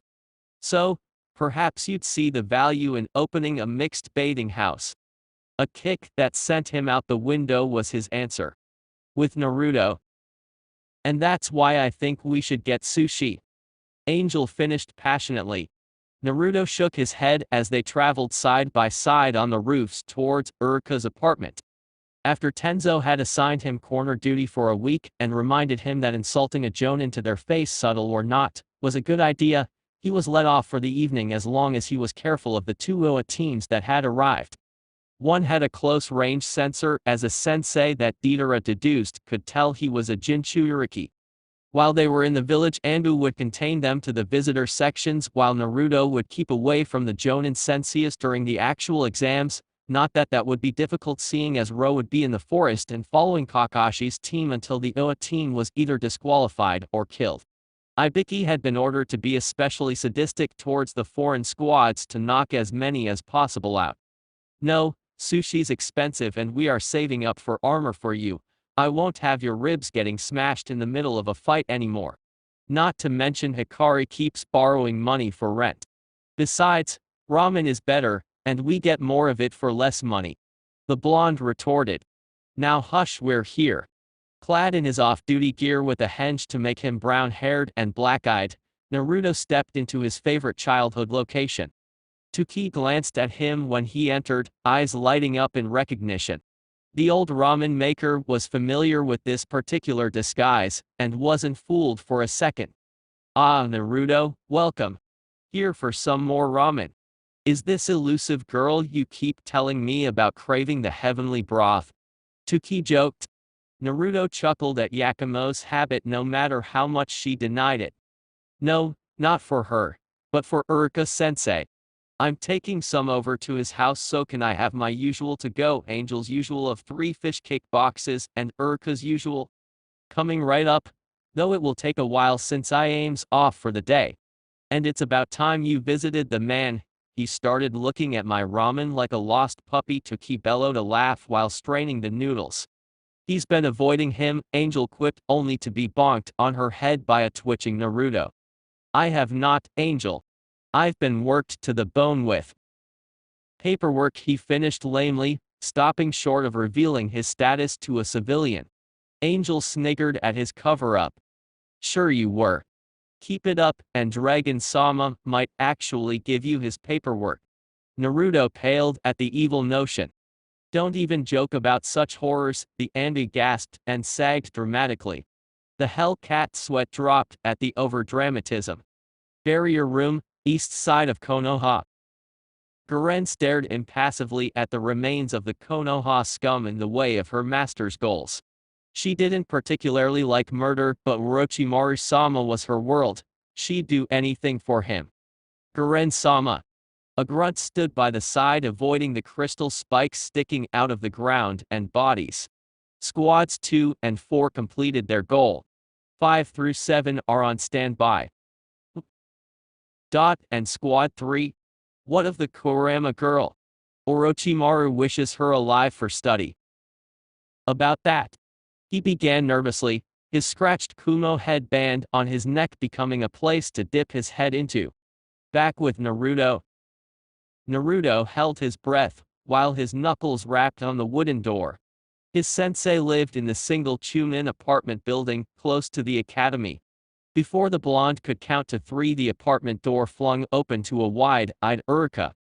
Naruto, the Chunin breathed.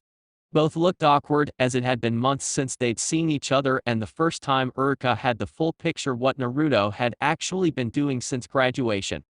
"Hey, Uruka-sensei. Up for some food?" the masked boy inquired while holding up a scroll containing the ramen. Sure. Come in." The older male led Naruto and Angel into the kitchen, sitting down at the low table. The two stared each other down.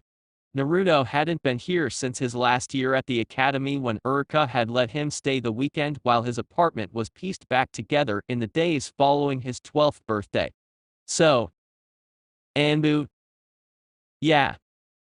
Naruto unsealed various bowls, dividing it up and giving his partner her food first. "What's it like?" Uruka asked, accepting a steaming pork bowl. "Insane," Naruto blurted, immediately then did a mental facepalm. "But amazing," he amended. "My squad, they're the family I never had. Even Hikari," he muttered, careful not to mention last names, even if Hikaru was a common name in all clans. Uruka perked up at this. "Hikari? Is he on your squad? Is he a good influence?" Angel snorted, and Naruto thought about how much he should admit to siding the truth would better when the inevitable happened and Hikaru met Uruka. "Absolutely not," Naruto said with abandon, causing Uruka's mouth to drop. Well, as long as you don't follow his example." Awkward silence filled the air again before Naruto spotted a towering stack of papers. "Want some help grading?" he said while pointing to the leaning tower of paper. The Chunin sensei looked relieved at the distraction. "Yes, that'd be great. And you can tell me the full story, especially how you gained a Hellcat partner." Angel looked up amusedly. "It all started with burning my jumpsuits," Naruto began. "Hikari had started a ritual-like dance, while he poured more alcohol on them." "Why is the Hokage's grandson failing village history?" Naruto asked. Uruka rubbed the bridge of his nose in exasperation. "That boy is much like you used to be, but without the work ethic. He needs a role model." "Well, as long as the brat stays away from me. I've been assigned his protection detail once, and it was once too many." Uruka sweat dropped. "That bad?" "Worse." "Shikaku!" Kurama roared inside the seal abruptly. Naruto reeled in surprise and Uruka looked concerned. "Kurama? How far out?" "One day. That little prick of a sandbox will be here by noon tomorrow." "Naruto, let me rip him apart." "We can't, you'll get your chance soon." "Why are you so bloodthirsty all of a sudden? You didn't care about him for the past several months." "Grr, his chakra makes me rage. Always spouting off how I'm not the best and how all Biju are equal. Bah, pathetic sand dog. You can be a real egotistical prick, you know that. You're just jealous since you suck at your chains. Shut it, fur ball. But if we want to beat him, we'll need to work together again, okay?" A pregnant pause followed.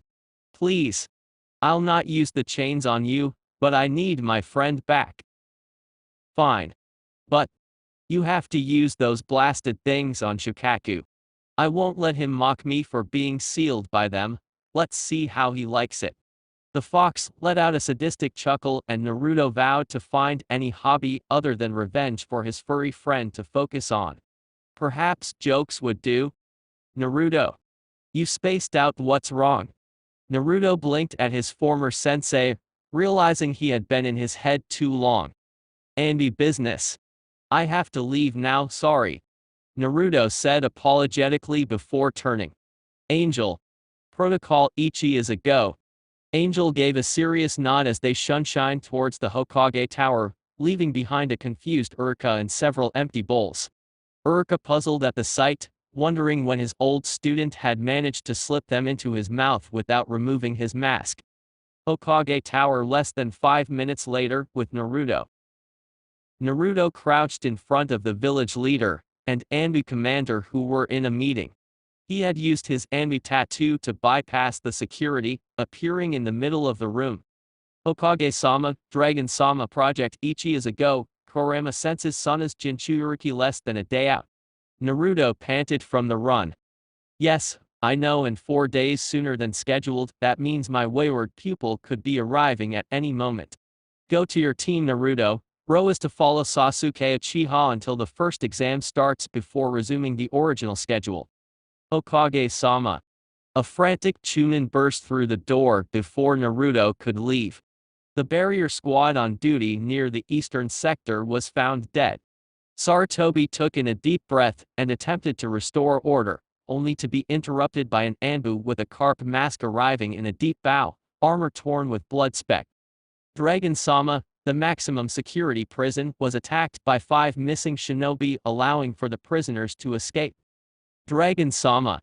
Ferret panted as he arrived with an unconscious Yakumo. 2 missing ninja attacked my post, killing the medic nin before I sliced their throats. Yakumo Kurama is relatively unharmed. Naruto's world narrowed as he gazed at Yakumo, a small cut on her cheek as she slept in a troubled manner. Hey! Dragon's voice brought Naruto from the beginnings of panic at seeing his friend unconscious. The girl is fine, focus. Yes, Dragon-sama.